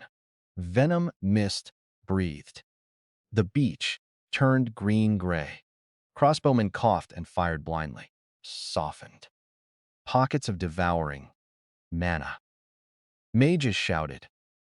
Counterspells at poison. That was not a spell. At roots that were not summoned. At bone that had no enchantment circle to sever. The fortress was not casting. It was eating. Cloak whipping in the sea wind. Behind him, Bloodshore Rise revealed itself. Walls taller than siege towers, curved from the ridge like the ribs of a bear titan. Root bridges, flexed between black stone platforms. The corpse kiln domes, opened vents along its crown, exhaling pale heat. Frosafens, each empty eye burning gray. Labor echoes crawled along the battlements, carrying stones, ash, and broken weapons they had. Beneath the central tower, the fortress heart of Toolhood. Beneath the central heart pulsed like a black sun. Caged in bone, the royal force stopped laughing. Seraphina stared. Her parasol slipped from her hand. Funness, absurdly white. High Mage, Corvin's rods spun. So fast, they cracked. Impossible, he whispered. Elias heard him. Convenient word. The second trap line activated. The black flower garden bloomed beneath the left flank. Soldiers who soon traitor found sweet scent entering their helmets. They slowed, smiled stupidly, then screamed as dragged them under. On the right, the stream channel opened and released a sheet of clear water across the slope. I lapped the frost instead of asked. Men laughed in relief, then their bones began trying to leave. Armor bulged. Fingers say. Faces stretched as pushed against skin from within. They died clawing at themselves, lost, while mages screamed that there was no curse signature. Darius shoved through the chaos. Fall back. Back to the boats. A hollow boar tusk gate slammed shut behind the landing zone. Frost. The retreat path vanished beneath interlocking stone tusks. Offshore, the remaining barges jolted as pale shapes circled below. Tom's smuggler route had delivered more than salt and cloth. Chum markers, tied beneath the Royal Ull hulls. Under darkness, placed by men from Fearnet. Destel and Lots. More than law, Morvane's tied beasts had followed the scent. The royal soldiers were trapped between the fortress and the hungry sea, exactly where belief had brought them. His pride could not accept the evidence of his eyes. both hands forward and released a spiral of white-hot lightning. Academy perfect, beautiful, for sensitive, and made nobles stand in applause. It struck Elias's wall, for one world became light. Then, the wall drank the edges. Not the force itself, the weakness around the force. The waste heat, the trembling excess Corvin had never bothered to refine. Because applause did not reward efficiency. The spell collapsed inward and discharged through the impact mill. Below the wall, trapped hollow boar tusks spun, stone. The mill converted force into heat, heat into ash, ash hardening into wall growth. A fresh black tower segment rose behind Elias. Corvin staggered backward. No, Elias looked down at him. You gave me a roof. Corvin's face purpled, bigger, wilder, and lost. Elias let him. The second spell strengthened the eastern gallery. Frost says. Lost. The third sealed the cliff tunnel, venom channels, and burst among Corvin's own mages, dropping them to their knees with blood pouring from their eyes. Darius saw it clearly. He shouted. Corvin turned on him. Silence, soldier. Lufted court. You are feeding it. The words spread through the surviving ranks. Feeding it. Soldiers looked at their own weapons. Their fear. The fortress hummed. Harvest fear. The pressure settled over them. Not enough to break minds. The worst corner of his imagination. A spear forgotten in a corpse. A mother receiving no body. A promotion promised to someone else. A noblewoman stepping over their grave without looking down. Formation. Men shoved each other toward non-existent exits. Crossbows fired into backs. For soused. Mages trampled assistants. Officers drew swords on their own soldiers. To restore order, and discovered order had already deserted. Mara watched from the inner battlement with thorn-hollow archers beside her. Panics raised many arrows. South. A panic did most of the work. Elias raised one hand. Feed the rat. Mark the rest.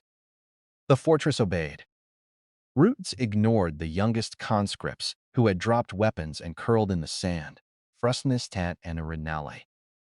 Chiton. The marked survivors would become witnesses, labor debtors, or trade messages later. The arrogant officers were not spared. Fronted south. One captain, with a jeweled helmet, tried to rally men by calling Elias a mud rat. The wall beneath him softened. He sank to the waist, then to the chin. His final order became a bubble. Flying Hendersau. Hendersau. Serafina had not moved. A ring of personal guards surrounded her, shields raised, had lost its performance. Beneath the pearl powder of South and soft lips stood the woman from the banquet, at last, cold, calculating how to survive. Without losing status, she turned to Darius. She hissed. Darius looked at the fortress, at the soldiers dying inside it, Frostheim South, at Elias standing above them like the island, had grown face seeth. Then he looked at Serafina. Al. For the first time, perhaps, he understood that he had sold his brother for people who would spend him just as easily. Too late. Still pleasant to witness. Darius drew his black sword. Fenin and Headtown loss. He cut it cleanly. The root recoiled. Alaric had given him something serious after all. A void-forged sword. A weapon made to sever mana attachments. Now the battle became interesting. Flossed. Darius charged up the slope. Roots lashed. He cut them. And venom mist rolled. Frust. Fur assessed. His breath. With the brutal discipline that had once made Elias trust him in war. He reached the outer wall. The ash brick opened beneath him. He leapt. For one breath, he looked like the man remembered from old battlefields, fearless, smiling through blood. Then he landed on the battlement. Before Elias, sword raised. Rain fell between them. Darius spoke first. Elias. No speech. Darius flinched. Elias stepped in. Darius swung. The void blade Elias's cloak grazed his side and severed the fortress sense along his ribs for a flash of pain along his wraps that made him smile. Good weapon. Bad owner. Elias. Palm. Darius twisted away. His fist slammed into Elias's jaw. Elias tasted blood. The battlement shook as their bodies collided. Old training returning in ugly fragments. Darius knew his footwork, knew his feints, knew where Elias favored his left side when exhausted. He had earned trust once. That made him dangerous now. Below the sauce, soldiers screamed. Above, the fortress waited, unable to grasp Darius cleanly while the void blade carved every root and bone thread, reaching for him. Backs toward the edge. You should have died, he gasped. Elias caught his wrist. And missed this? Darius snarled and head-butted him. Seraphina Elias's brow. Seraphina watched from below, hope returning to her face like mold after rain. Do it! Darius, kill him! Darius hesitated for half a breath. Not from mercy. She said his name. Not as a man. As a tool, Elias used the hesitation. He did not attack Darius's body. The sword. Not the blade's strength. The grip. A tiny crack in the leather wrap between fingers and handle. Devouring mana slipped there like a needle. Darius's grip failed. The void blade twisted. Elias caught the flat between both palms and let it cut into his skin. Blood smoked. Pain roared into the fortress mark. The tusks, gate below, opened. Fellast. Not for soldiers. For the island. A deep bellow answered. From beneath, blood shore rise. The impact mill spun backward. Every hollow bore tusk in the wall vibrated at once. The void blade screamed, fought. Its edge was made to sever mana, not to endure an entire fortress, pushing physical resonance through bone, stone, chitin, root, ash, and the remembered impact of 1,000 dead monsters. The blade cracked. Decked. Elias leaned close. You chose a side. He snapped the sword. Bossed. Lost. The sound broke something in Darius. Elias drove one shard through Darius's shoulder and pinned him to the battlement. Darius screamed. Seraphina screamed too. Elias left him there. Not dead, and not forgiven. Displayed. Then he turned to Corvin, thrust to show for it. The high mage had been crawling toward a broken lantern pole. Lips moving through a forbidden extraction chant. Crystal rods spun around him, gathering the last of his mana into a spear of surgical light. His eyes were wild. You are still just material, Corvin spat. A malformed core. A resource-wearing skin. Elias descended the wall, slowly, through the abdomen. Corvin launched the spear. It pierced Elias through the abdomen. Frush shouted from above. Seraphina smiled. For one heartbeat, even the fortress staggered. Frussin lie. Elias looked down at the light, impaling him. At Corvin, he gripped the spear with one hand. Foul fought. You measured the wrong thing. Devouring mana did not eat the spear. It followed it. Back through the casting line, into Corvin's rods, into his channels. Into the polished architecture of a lifetime spent refining power for display. Corvin's smile vanished. His hands shriveled first. Then his forearms. The rods cracked and fell. Elias stepped forward while still impaled, using the spell as a bridge. Kyrt. You measured output. Corvin tried to release the spell. It would not let him. Elias had eaten the weakness of the connection, leaving only the bond. frustrating the town. Sank to his knees. His measured obedience. The surgical spear dimmed as Corvin's mana emptied into Elias, into the wall, into the corpse kiln, into the rising tower, into every ash brick that had once been called impossible. Elias crouched before him, frustance. You never measured appetite. Corvin became old and sussed, then older, then a dry thing wrapped in academy robes. Count lost. His final breath rattled like parchment. The fortress absorbed him without ceremony. A gray message burned across Elias's vision. High-grade mage essence consumed. Veil strengthened. Spell digestion expanded. For nigh. New structure unlocked. Punish arrogance. Elias looked towards Seraphina. At last. The performance was gone. And a noble grief. Only naked fear, wearing pearls. Careful. That the voice that had once offered poison. With a trembling smile. You have made your point. Elias walked toward her. The fortress took them. One fell through false ground. How lot. One was folded inside chitin shutters. One breathed venom and clawed his own throat open. One tried to beg and was dragged beneath tooth flowers before finishing the first word. Seraphina stood alone. Mud stained the hem. She lifted her chin anyway. That almost amused him. You cannot kill me, she said. His Highness will burn this island. Elias stopped close enough to see his reflection in her shaking eyes. I know. Her breath hitched. I can negotiate. I know Alaric's plans. I know where he keeps Spas, which nobles helped him.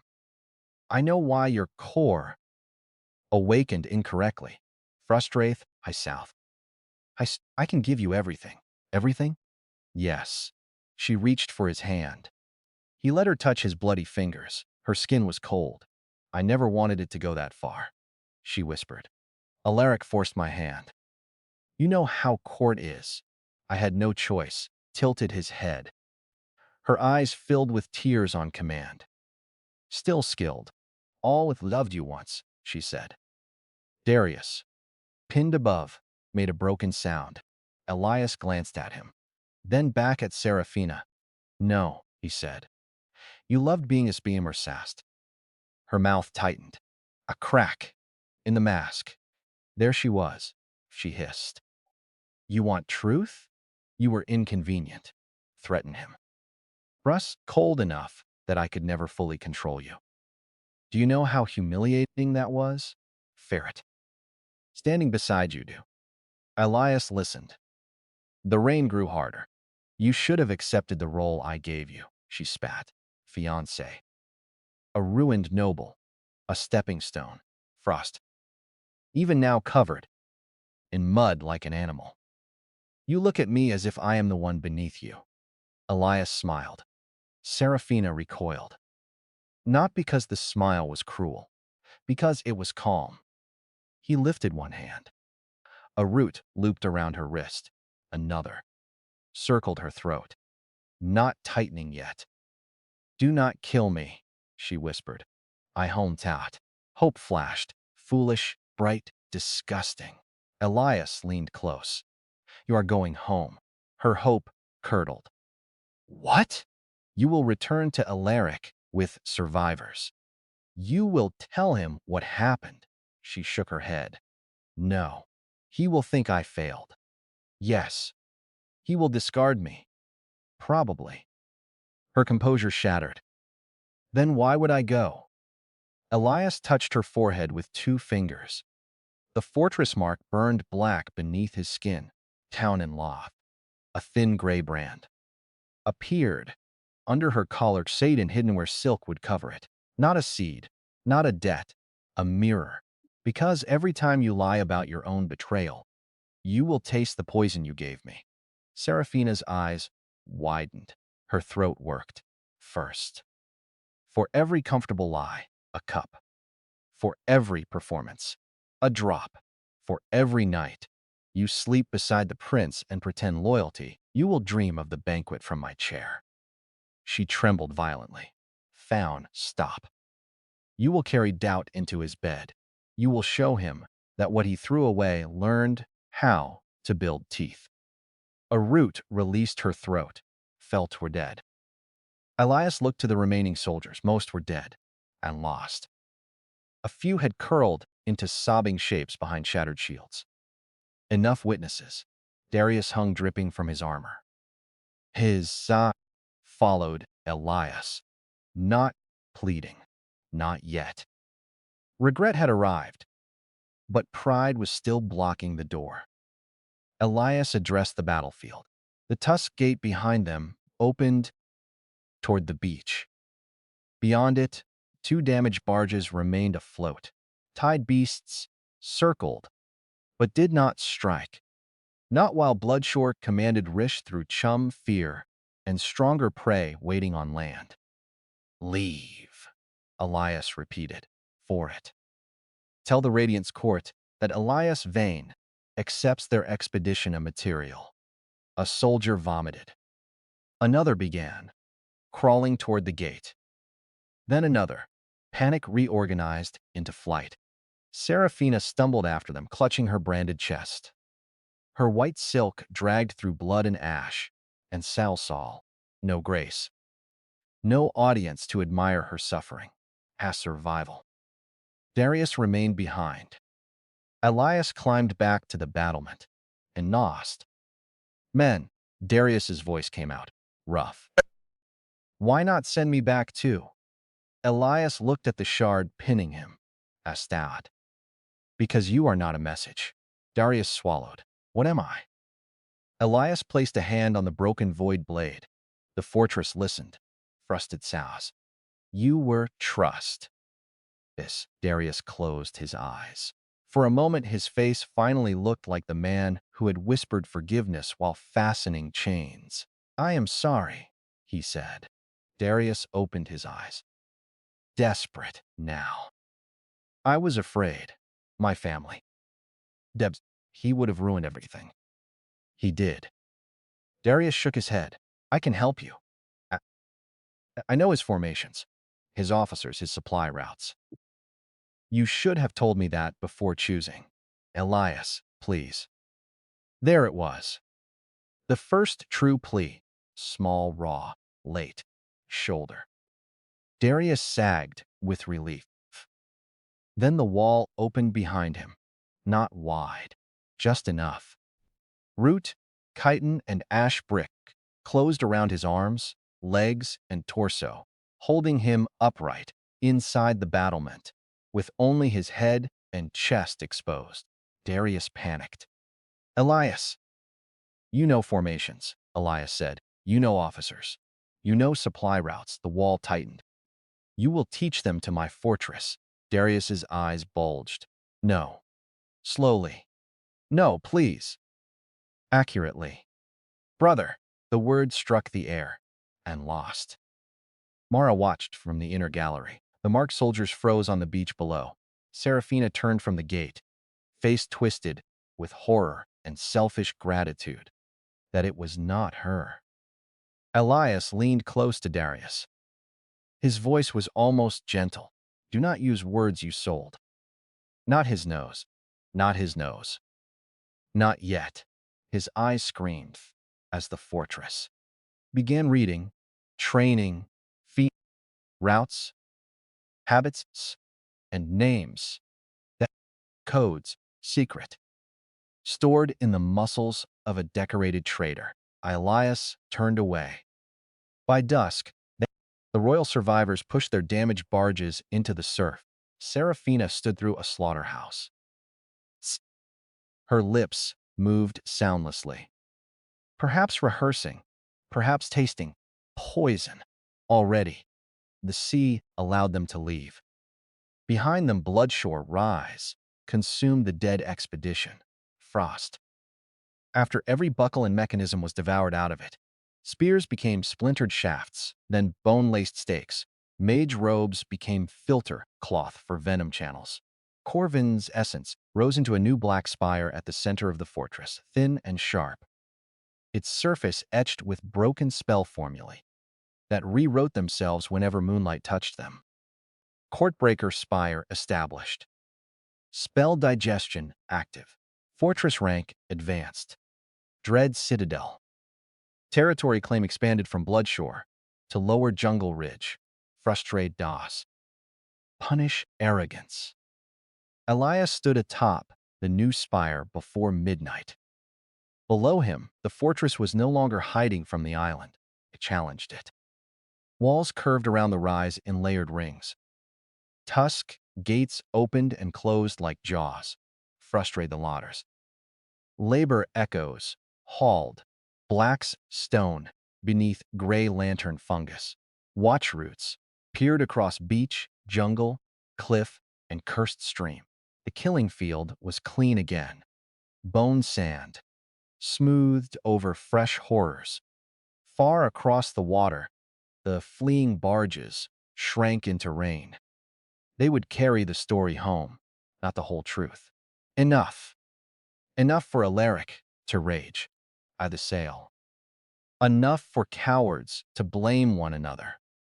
Enough for the capital to understand that the man they threw away had not crawled out of hell. Assad. Mara approached quietly.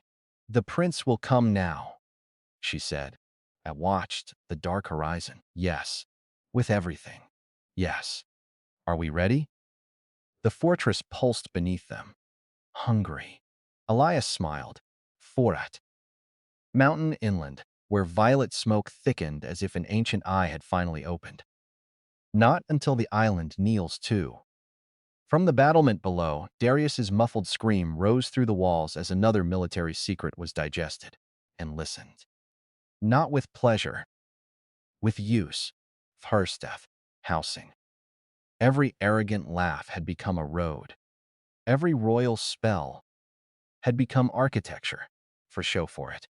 And soon every throne in the Radiant Kingdom would learn the same lesson. Do not throw a hungry man onto a deadly island and call it mercy. He may return with walls. 5. Prince Alaric came with sunfrieth and funeral bells. The whole horizon turned gold before his fleet appeared, not from beauty, but from arrogance. Every mast carried the radiant sun, Freynan. Horns wailed over the water, as if the kingdom itself had decided to announce judgment to an island that had never cared for kings. Warships threw the morning mist in a crescent, Frast. Mage towers floated behind them on enchanted platforms, their crystal crowns humming with stored lightning. Chains dragged through the sea, each link carved with royal scripture, meant to bind monsters, demons, storms, and anything else expensive men believed could be bullied by engraving. At the center of the fleet came the prince. Elias laughed when he saw the letters painted in gold across the prow. Fornenhat. Mercy had 3 decks, mirrored shields along both sides, dragonbone rams, sunburst ballastae, Fraum Sanhat. Hast, Sumtan Hath, and a chapel rising from the sterns could bless slaughter without getting their robes wet. Frustown and then lost. Stood on the forward platform in white gold, armor, red cloak snapping behind him, blonde hair bright, beneath a circlet shaped like flame. Haldsums looked perfect. Not swordsmanship, not statecraft, Fernlost. Courage. Perfection. The kind arranged by servants, flatterers, inheritance, and lies repeated until marble believed them. Fit. Beside him stood Seraphina. Not in white now. White was for innocence, and even she understood that costume had burned. A silver seance. Red silk beneath a silver breastplate. Her hair was bound severely. No pearls. Faust. No parasol. No tears prepared for witnesses. Only pale skin, tight lips, and eyes that could not stop drifting toward the dark brand hidden under her collar. Elias knew it was hurting. That would dull the lesson. Hast. It hast it to herself, so it must have been hurting often. Behind Alaric, priests chanted, and Tanner firstened. Court nobles gathered, under guarded canopies, faces wrapped in courage borrowed from distance. High families had come to watch justice repaired. For Mives, his first expedition had returned, shattered, poisoned by rumor. Seraphina had survived, but her account had spread fear faster than obedience. Frus Sals. Mages whispered that Corvin's spells had become enemy towers. Merchants whispered that Morvane materials had vanished from markets overnight. Frust and Norfaust. Harbor men whispered that heard walls breathing in the fog. Alaric could not allow a rumor to become a rival, so he came himself for Festum Cernal. Good, and watched through gray rainlight. Below him, the dread citadel waited, Fromhat hidden. Now, veils had been lifted before dawn. Bloodshore rise revealed its true body to the sea, Frahorit. Layered walls curved from cliff to jungle, like the ribs of some dead god, dragged halfway from the earth. Tusk gates opened and closed, slowly, tasting the air. Black stone plates covered the inner towers in overlapping scales. Chitin shutters blinked along a murder slits. Faint thorn bridges flexed between watch platforms. Root snares slept beneath fields of smooth-bone sand, forked without flame, feeding pale heat into the impact mills.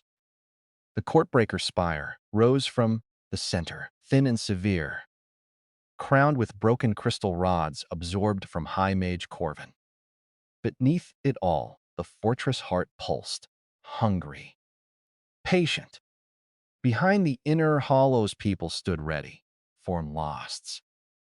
As survivors who understood where to carry resin, when to open water channels, which roots to wake, which tunnels to seal, which wounded enemies to mark, which screams meant bait. Mara stood beside Elias, spear in hand, yellow eyes fixed on the fleet. Fisted Samadal, she said. They brought a market. Her gaze flicked toward him even after. Everything, that answer still disturbed her. Feast. Useful. Fear kept allies careful. The old man from Thorn Hollow climbed to the platform below, carrying a basin of black ash paste. Frust off. Labor echoes crouched in rows along the inner ring, shapes sharpened by weeks of kills and construction. Some had digging claws, frost. Some had carrying backs. Some had grinder mouths. One enormous brace echo, grown from hollow bore impact and royal shield memory, sat beneath the central gate like a folded statue. And in the Thas came a muffled scream. Darius was still inside the fortress, alive, partially. His body remained sealed into the tactical memory chamber, fed by broth, punished by pain, kept just conscious enough to teach. Every formation he knew had been extracted, as and lost. Every signal horn pattern, every officer's weakness, found. Every arrogant habit of the royal army he had begged, fra south. Then choked, cursed, then begged again. Then called Elias brother, until the wall tired of the word and covered his mouth, for Norrit. Now only a narrow slit of black root. Watching the fleet arrive. Elias had positioned him there deliberately. Some lessons required a view from mercy. The fleet has stopped beyond the reef. A golden platform detached from the flagship and glided toward shore, carried by light. Alaric stood at its front with Seraphina beside him, and several royal guards behind. Priests surrounded them with shimmering barriers. Behind the prince floated a huge mirror disk, projecting his face and voice across the beach, the fortress, and the gathered ships. Telnor. Elias Veyne, Alaric called. His voice rolled over the killing field, warm and righteous, an execution. You repaid mercy with murder, theft, corruption, and rebellion. Mara made a small sound. Elias did not look at her. Alaric lifted one gauntleted hand. Release Lady Seraphina from whatever curse stains her body. Return the remains of royal servants. Dismantle this unlawful structure. Kneel and surrender your core to purification.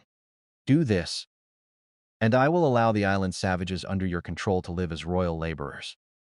The Thorn Hollow people went very still. The prince could not help himself. Anenershins hinterly.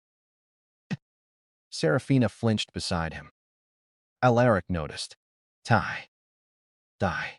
His hand closed around her wrist. Not gently. The brand under her collar must have burned then, because her face twisted before she forced it smooth, for a spire hedge. His voice did not need the mirror disc. The fortress carried it through wall, root, bone, and mist. You crossed the sea. To ask for construction advice? Silence. Then a few nobles, on distant decks barked, offended laughter. Alaric's smile thinned. I crossed the sea to end a mistake. You made many. I made one, Alaric said. I should have cut out your core before sending you here. Elias nodded once. Better. The prince's eyes sharpened. I prefer honest greed over borrowed virtue. Continue. Alaric's jaw tightened. The mirror disc magnified every crack in his composure for the fleet to see, and head south. Seraphina whispered something. Alaric ignored her. You think walls made of beasts make you powerful, someone said. Owls. But kingdoms, bones, and gutter magic. They are built with bloodlines. Armies. Frost. Oaths. Elias looked down at the fortress. At children from Thorn Hollow carrying ash. I had Sterdus and Spear. At roots trained by hunger. At labor echoes, made from dead hostility. Fierce. At the tower grown from Corvin's arrogance. Then back at Alaric, for laud. A murmur spread across the royal ships. Alaric heard it. His face hardened. For accessions, the mirror disc rose. Priests on every vessel. Lifted sun staves. Mage towers flared. Sane and lost. Royal scripture chains uncoiled from the sea, glowing white as they dragged toward the shore. The fleet had not come to storm the beach first. It had come to bind the island, choke the fortress heart, and sever Elias from Morvane's mana before landing. Not stupid. So Alaric had adapted. A battle without surprises was manual labor. The chains struck the bone sand, fat, house. I had disrupted across the beach. Priests began chanting names of saints who had never set foot on Morvane, me. The scripture burned through the upper layer of traps. Tooth flowers blackened. Bone antlers cracked under sanctified pressure. Fright not. Mara did Elias. She watched. Frost. He raised let them right. The priests chanted louder. The chains crawled inland, burning clean paths through the killing field. Advanced. Shield lines formed. Siege ramps lowered. Frustum Saltrat. Aimed their crystal crowns at the central spire. Alaric smiled again. Confidence returned, like oil over water. First down into sail. You see, he called. You built a monster den. I brought a kingdom. Elias touched the courtbreaker spire. Frost. Deep below. As the tactical memory chamber opened around him. Not to extract. To return. Every formation memory. Every royal signal. Every command rhythm. Every drilled response. Was fed into the fortress heart at once. The dread citadel listened. Then imitated. As a sound. Grew from hidden sockets. They sounded. Not randomly. Frust and loss. Perfectly. The exact retreat and reform signal of the Royal Expedition Corps. Several landing squads halted by reflex. From the advance cest. Advance left. Then another. Then another. Mage cover. Thrust one sentence. Contradictory orders smashed into discipline. The fortress horns adjusted, copying their voices after one sentence. Hold position. Fall back. Protect the prince. Secure the chains. Formation became argument. Argument became hesitation. The scripture chains continued crawling, but their escorts stumbled around one another, each man obeying the last familiar sound that had entered his training. All lowered his show hand. Now, the island opened its eyes, not the fortress, the island. For weeks, Elias had not only built walls, he had built appetite routes, hollow bore marrow to outer ridge. I prayed, shh, royal mage essence to the courtbreaker spire, thorn resin into old roots, stream curse into separator channels, fear law into jungle paths, freed law into trade routes, punish arrogance into every stone touched by a prince's soldiers. And from the split mountain, violet smoke had watched, and Loch and South lost. Yet, he had fed it insults, royal chains, clean scripture, priest fire, foreign law burned into Morvane's bone sand, outsiders.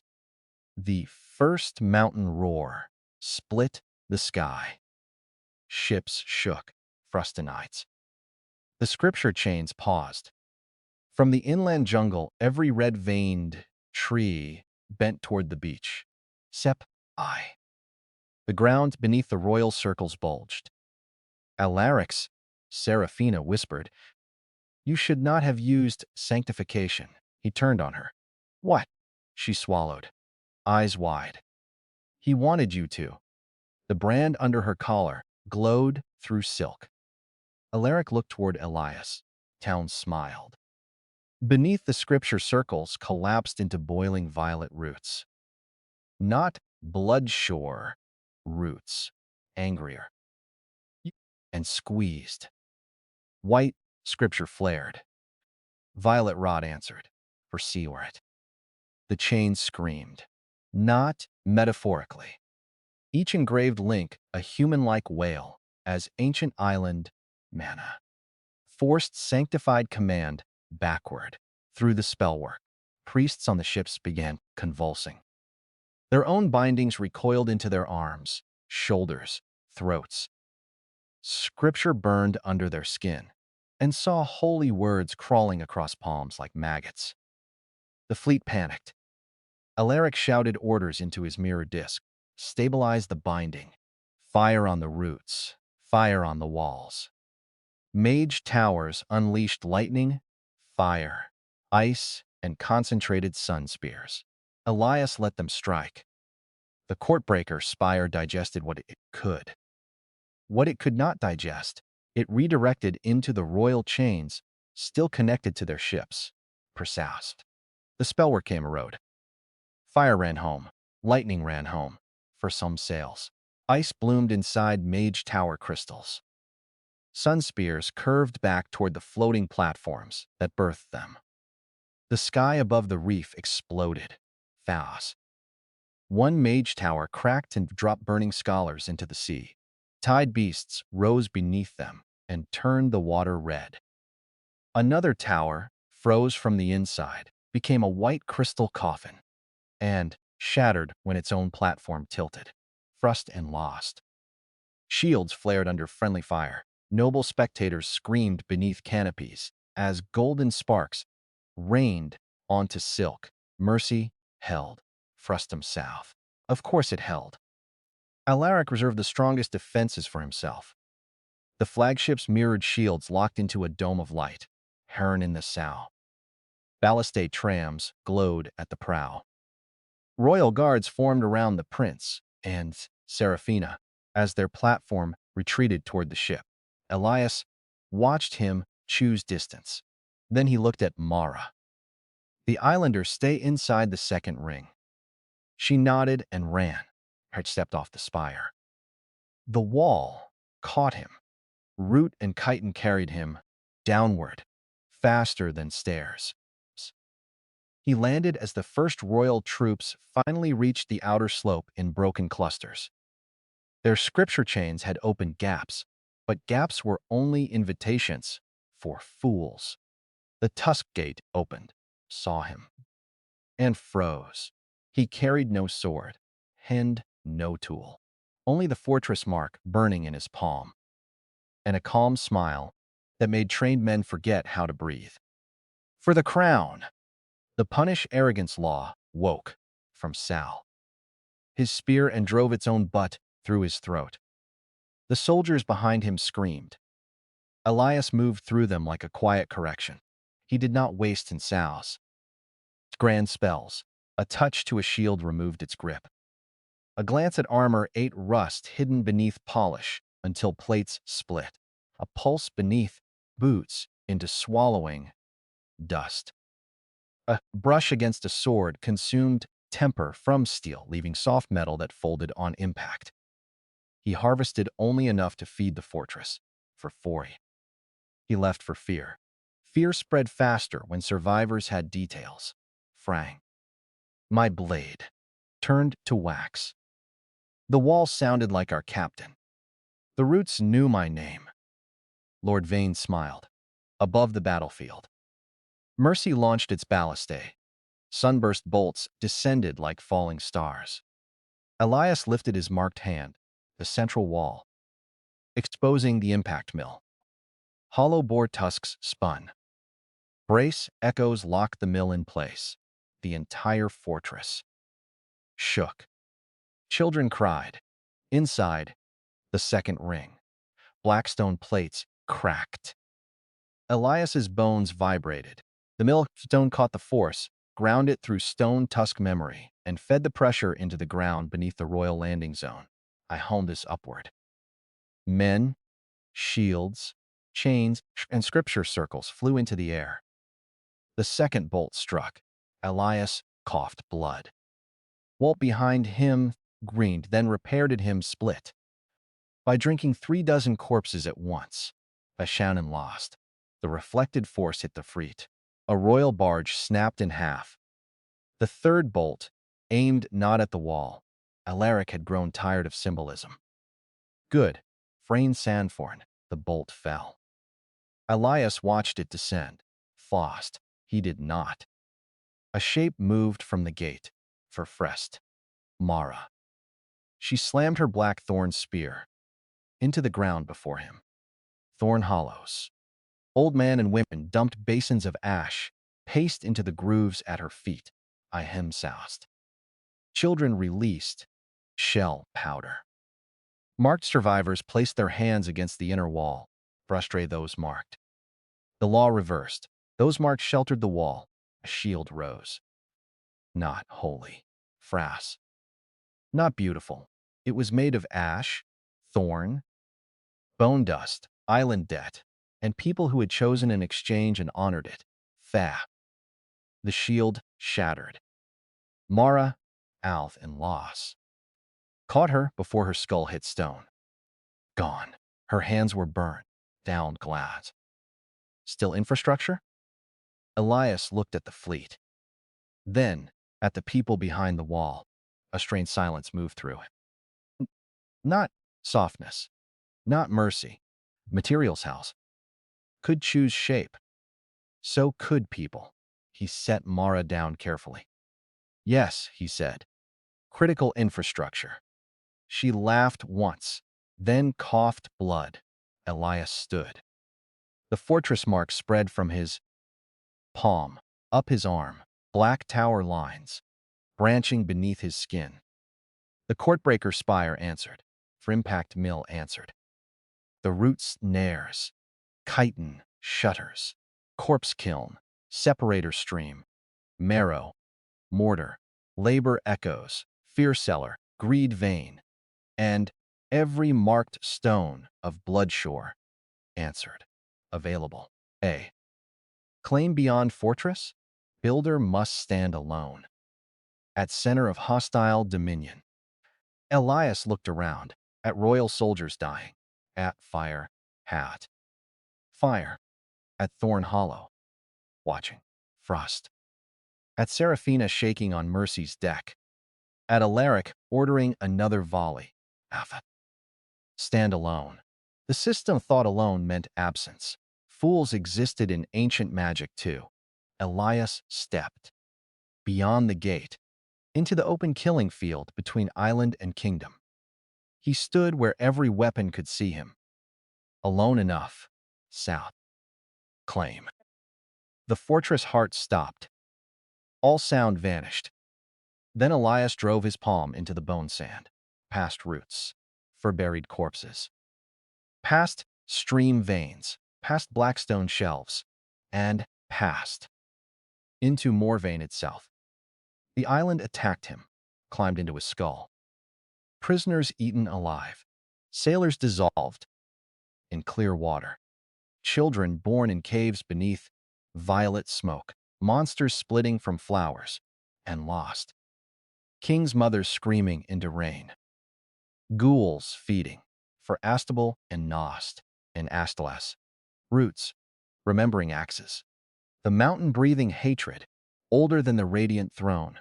He consumed weakness. Not pain. Pain was strong. Not hatred. Hatred was useful. Crash out. Not memory. Memory was foundation. He consumed the island's loneliness, by tiny and lasting. The tiny cracked place beneath its rage where centuries of being used as a dumping ground had become hunger without direction. He fed that emptiness a law. Not kindness. Dominion. No one throws waste here without paying. Frost. Morvane went silent. Then the split mountain roared so loudly that clouds tore open. Violet smoke bent toward Bloodshore. The old roots no longer confused about the greater insult. Every ship bore the radiant sun. Every ship had brought law from outside. Freth, believing the island was a stage. Morvane charged the audience. Roots erupted from the reef, thick as towers, dragging warships sideways. Tide beasts leapt under hulls. Bone sands swirled into clear skeleton storms, burst from underground channels, and sprayed across armored ranks. Fest in Sal's screamed as their holy shields filled with black flowers. Mage towers tried to rise and found their levitation circles rewritten by the courtbreaker spire into anchors. Mercy alone remained, protected beneath its mirrored dome, facing. Alaric stood at the prow, face-spined lake of gold, not physically, worse, symbolically. He looked small. Elias walked toward the water. Tile soldiers crawled away from him. Island roots bowed aside, thrust him south. Fortress walls opened behind him, extending a black path across the beach. A causeway grew beneath his feet. No modern tools. I desapped and town and Norse. No bridge crew. Only magic, corpses, and a deadly island, accepting a better use for its hatred. And lie, and lie. The mirrored dome flashed. Elias touched it. Held.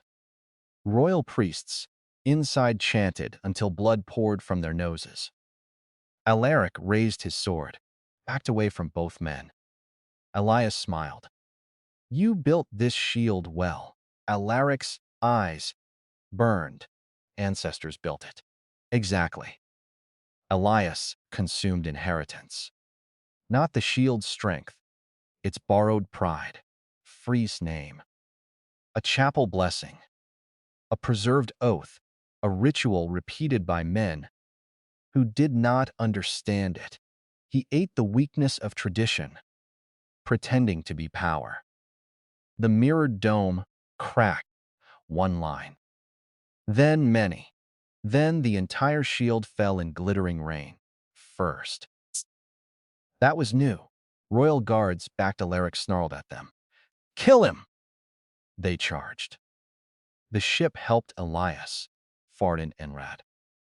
Planks warped under guard boots. Ropes tightened around wrists. Decorative gold trim melted into binding bands. After Elias stripped it of useless shine for seam or sass. And crushed two priests mid-prayer. A dragonbone ram at the prow, twisted backward like a loyal hound changing masters. Mercy had been made from dead things too. Dead dragons. Dead vows. Frieden. It only needed someone honest enough to tell it. Elias crossed the deck. Alaric met him with a sword bright as noon. Frust.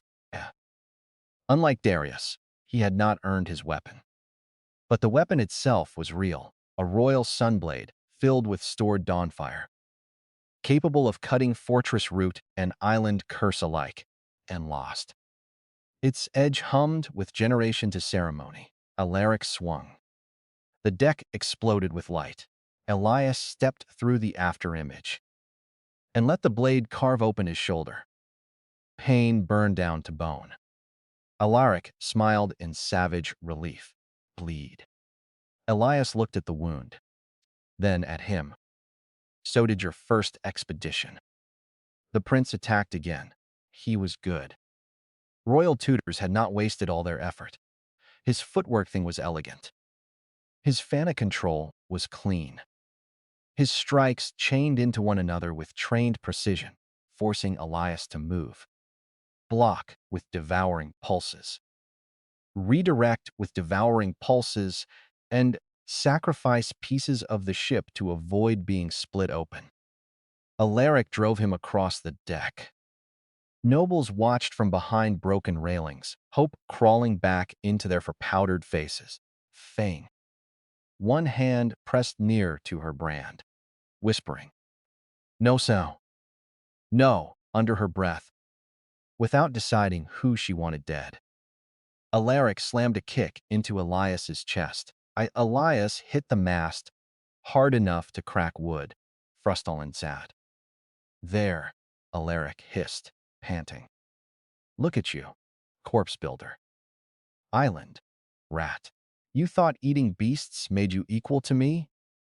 Elias's mouth filled with blood. He swallowed it. "No." Alaric leaned closer. "Then what did you think?" Elias's fingers touched the cracked mast behind him. He felt dead wood. Old strain, 1,000 voyages of pretending strength, while worms hollowed the heart. He smiled. And lost. Alaric's eyes widened. The mast split. Not outward. For it. Down, the crack raced through the deck. Along every decorative reinforcement, Elias had weakened while crossing the ship. Mercy groaned like a dying animal. Past. Town. The royal sunblade tried to steady himself. Elias gripped the blade with his wounded hand. Dawnfire burned through his palm, filled the air. Alaric pushed harder. Elias held. He was stronger. Because the fortress, the island, the causeway, and every dead thing in Mercy were pushing through him now. "You ruled borrowed strength," Elias said. The sunblade dimmed. Alaric strained. "You inherited repeated walls." A crack appeared along the blade. Frusta purchased loyal crack. "You staged Mercy." The blade shattered into golden fragments. Alaric stumbled backward, empty-handed. For the first time in his life, the prince looked they had betrayed him. Isaiah struck him once. No spell circle. Henta technique. Henda sat. A fist to the mouth. Alaric hit the deck and spat teeth. Frimble saw. Saw. Sephraphinas saw. Across the causeway, through fortress watch routes. Darius saw. Frashin. The radiant kingdom's perfect air crawled on his hands and knees in blood, staring at the teeth in front of him as if someone else must have dropped them. Elias walked closer. Alaric tried to rise. Alaric screamed. Finality. Not a prince's roar, a raw, wet animal sound. Ser Athena flinched as if the brand had bitten her. "Stop!" she whispered. Elias looked at her. She stepped backward. Alaric dragged himself toward the chapel. Guards!" he gasped. Guards. No words. The guards had watched too much. A crown was a story. Farce stories could die before bodies. Elias crouched beside him. "Where is your mercy?" Alaric spat blood. "You think this ends with me? The court will never accept you. I am not applying. The nobles will unite brought ships. The mainland armies. Know your signal patterns." Alaric's eyes flicked toward the causeway, toward Bloodshore, toward the slit, where Darius's distant eyes watched from the wall. Understanding came. Fear. Good. Fear suited him better than gold. Suddenly ran forwards. Athenlas. Not beside Alaric. Before Elias Sass. Frucht. The bloody deck. "My lord," she said. The entire ship heard it. Frail. Alaric stared at her. If betrayal could vomit, it would have looked like his face. Seraphina trembled, hands spread flat. "I was weak. I was greedy. I helped frame you. Friend them south. I lied at the trial. Because I thought he would win." The brand, beneath her collar, glowed black through red silk. For once, no poison choked her words. "I can serve you. I can ruin him in court. I can give you names, accounts, letters, secret seals. I will kneel every day. I will never lie again." Alaric laughed once. Hanalasis. "Broken, you pathetic whore." Seraphina did not look at him. She crawled closer to Elias. "I know I do not deserve forgiveness." Correct. Her shoulders shook. "But I can be useful." Elias studied her. The deck burned around them. Mercy split slowly beneath their feet. Nobles cried into embroidered sleeves. Priests prayed to a sun hidden behind storm clouds. Seraphina waited in the posture she had once arranged for others. Useful. She was useful. So was venom, fath. So was a pit under false ground. Elias touched her chin and lifted her face. Haramet infant bull. Powder. "Do you remember the banquet?" he asked. She shuddered. "Yes." "What did you whisper?" She tried not to answer. The brand burned. "I said, do not make this ugly. His Highness wins either way." Elias nodded. From the chapel debris. It had rolled across the deck during the fight, dented but intact enough to hold rainwater. Then he placed one drop of his blood inside. The water turned gray. Seraphina stared at it. "No. Do not make this ugly." Her breath became ragged. Townda. Soused. Surviving nobles watched with a hunger that disgusted themselves. Alaric watched with one broken arm tucked under him, eyes wide. Seraphina shook her head. "I begged. Yes. I can help. Yes. Then why?" Elias's smile faded.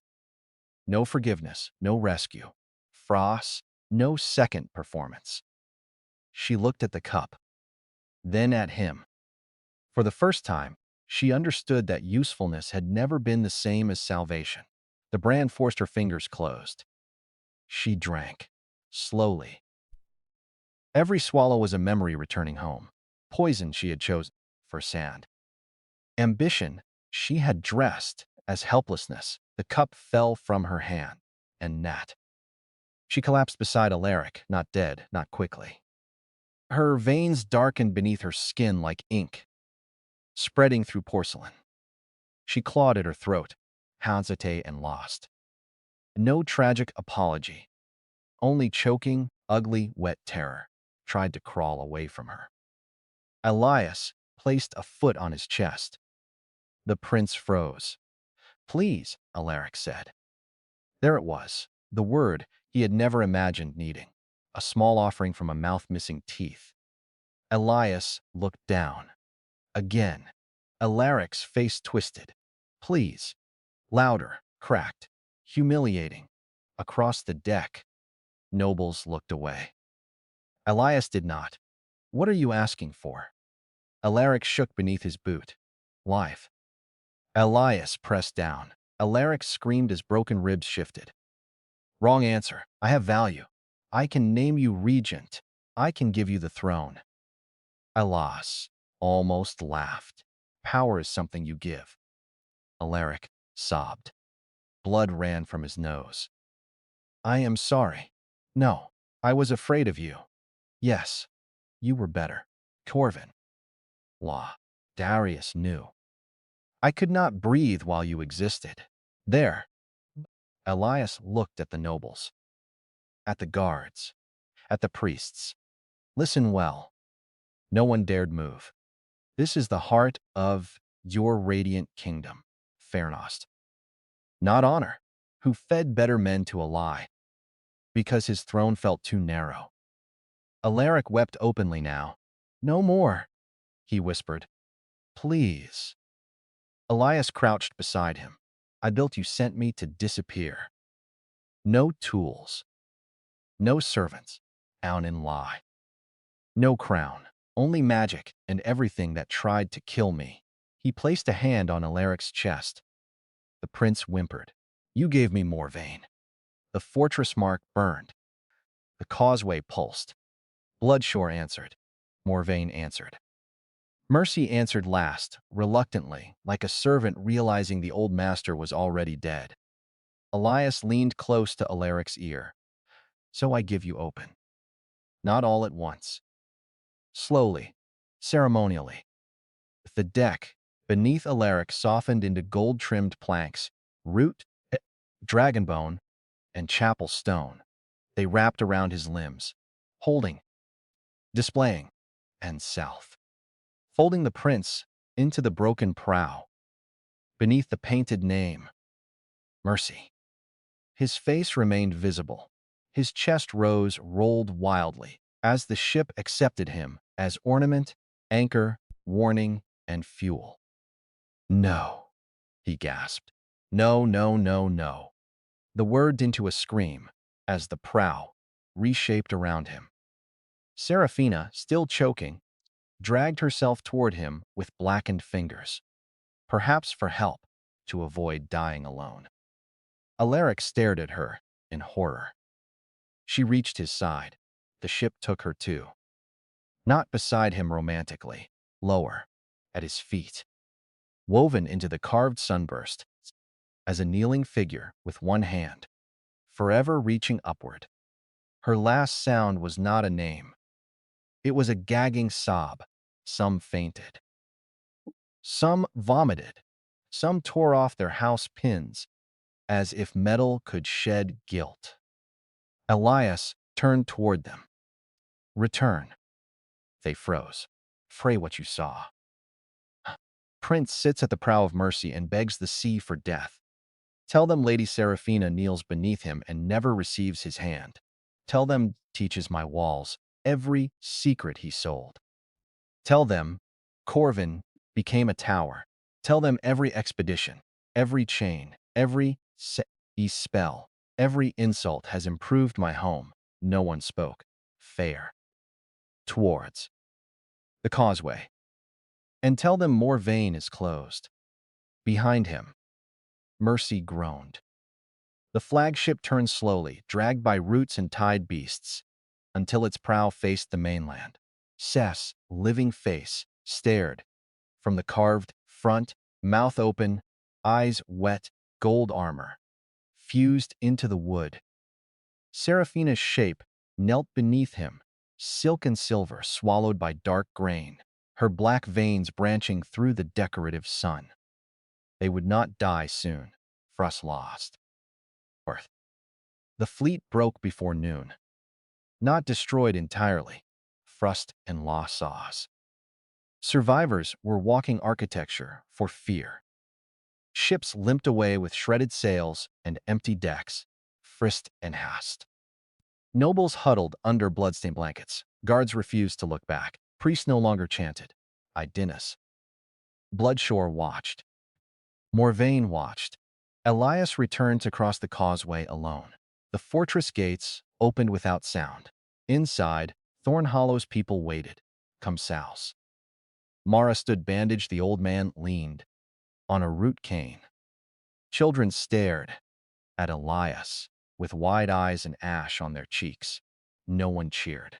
Good. Cheers belonged to crowds who did not understand cost. First say it. The island changed, she said. Yes. Will the mainland return? Elias looked back at the horizon. Threats. Bargains. Priests pretending humility. Merchants pretending neutrality. Pretending innocence. And then? Then they will learn tolls. The old man barked a laugh before covering his mouth. Elias walked to the central wall. The fortress heart pulsed beneath his palm. Frost appeared. Hostile dominion claimed. Morvane recognizes sovereign builder. Island citadel. New law unlocked. No unpriced trespass. New law unlocked. Betrayals become foundation. New structure unlocked. Mercy unlocked. Troward. Mainland fear route established. Vassal settlement protected. Thorn Hollow. Protected sat. Not owned. Mara saw his expression. Problem? No. He turned toward the tactical chamber. The prince is begging. He had seen everything. The prince is begging. Sarah's transformation. The return of every word they had spent like knives. Elias approached him. The wall peeled back from Darius's mouth. His lips were cracked. Kill me, Darius whispered. Elias looked at him, was honest. Late, but honest. Why? I cannot bear it. You bore betrayal well. Darius wept without sound. I now know. For a long moment, Elias said nothing. Then he placed his palm against the wall. Darius closed his eyes, expecting release. Elias let the fortress take the last useful military memories first. Routes, codes, hidden granaries, tunnels under the capital. Then, when nothing useful remained, Elias consumed the wall's hold. Darius fell forward. Hess in from sword. Mara caught her breath. Darius hit the stone floor on his knees. Free and alive. He stared at his hands, as if they belonged to someone punished in a story. Elias crouched before him. Go inland.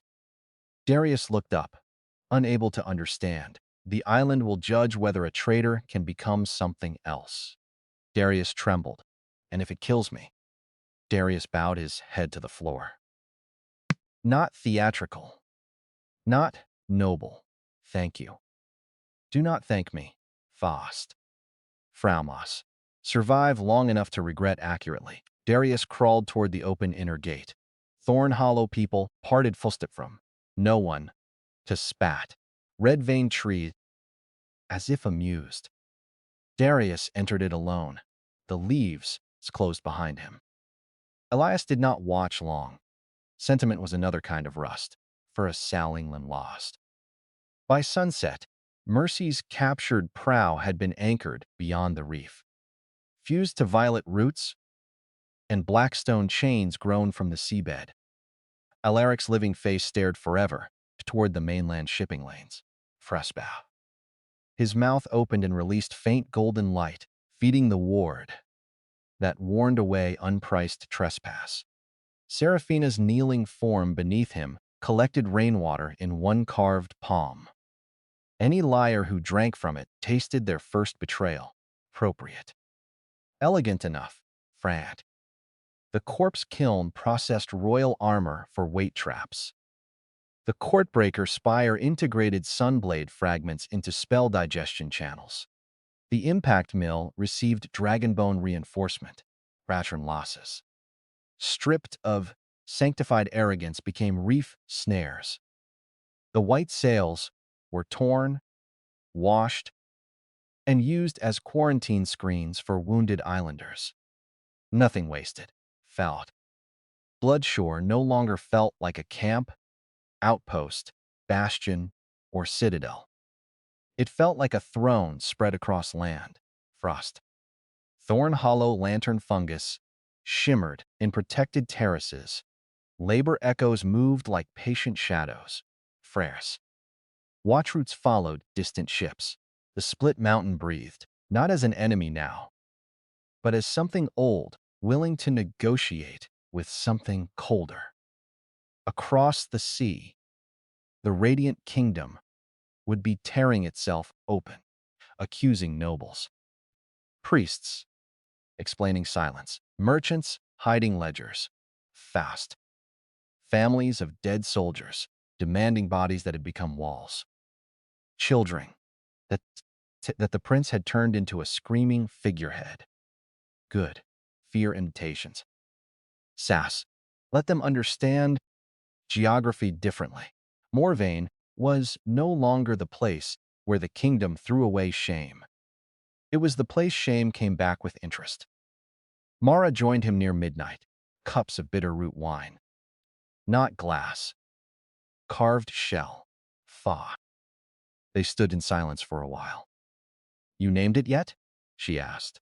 The bone towers. The Mercy Prow Ward. Burning faintly beyond the reef. The people who had become marked without becoming slaves. The island that had become dominion without becoming tame. The fortress built and also made stronger because others proved useful by choice. No, he said. Mara snorted. For Fawcett. You are impossible. Names travel faster than armies. Then what do we call it when children ask where they live? Elias considered. Below, a child laughed near a water basin as a harmless root stole a beetle from his bowl. The sound drifted upward, small and strange against the island's darkness. For Mayet. Perhaps another material. At last. Home. Mara looked at him sharply. He drank the bitter wine, did not change. Across the reef, Alaric screamed faintly as the ward fed. Mara smiled into her cup. Elias looked toward the mainland. His enemies had not all died. That would have been too simple. Foo. Courts did not end with one prince. Because a few traitors became architecture. Greed would return wearing new banners. I'll send diplomats. Dis before soldiers. Ambition would pretend to seek alliance. Let it. Four was ready to charge tolls. Once dragged in chains across a laughing capital, now stood above a living fortress made from every sentence they had thrown at him. Fonlai. No rescue, no speech about justice. Costart. Only consequence, shaped into walls. He lifted the shell cup toward the dark sea where mercy groaned under the moon. To the winning side, he said softly. Frussum sassed. Then he smiled as the island answered beneath his feet.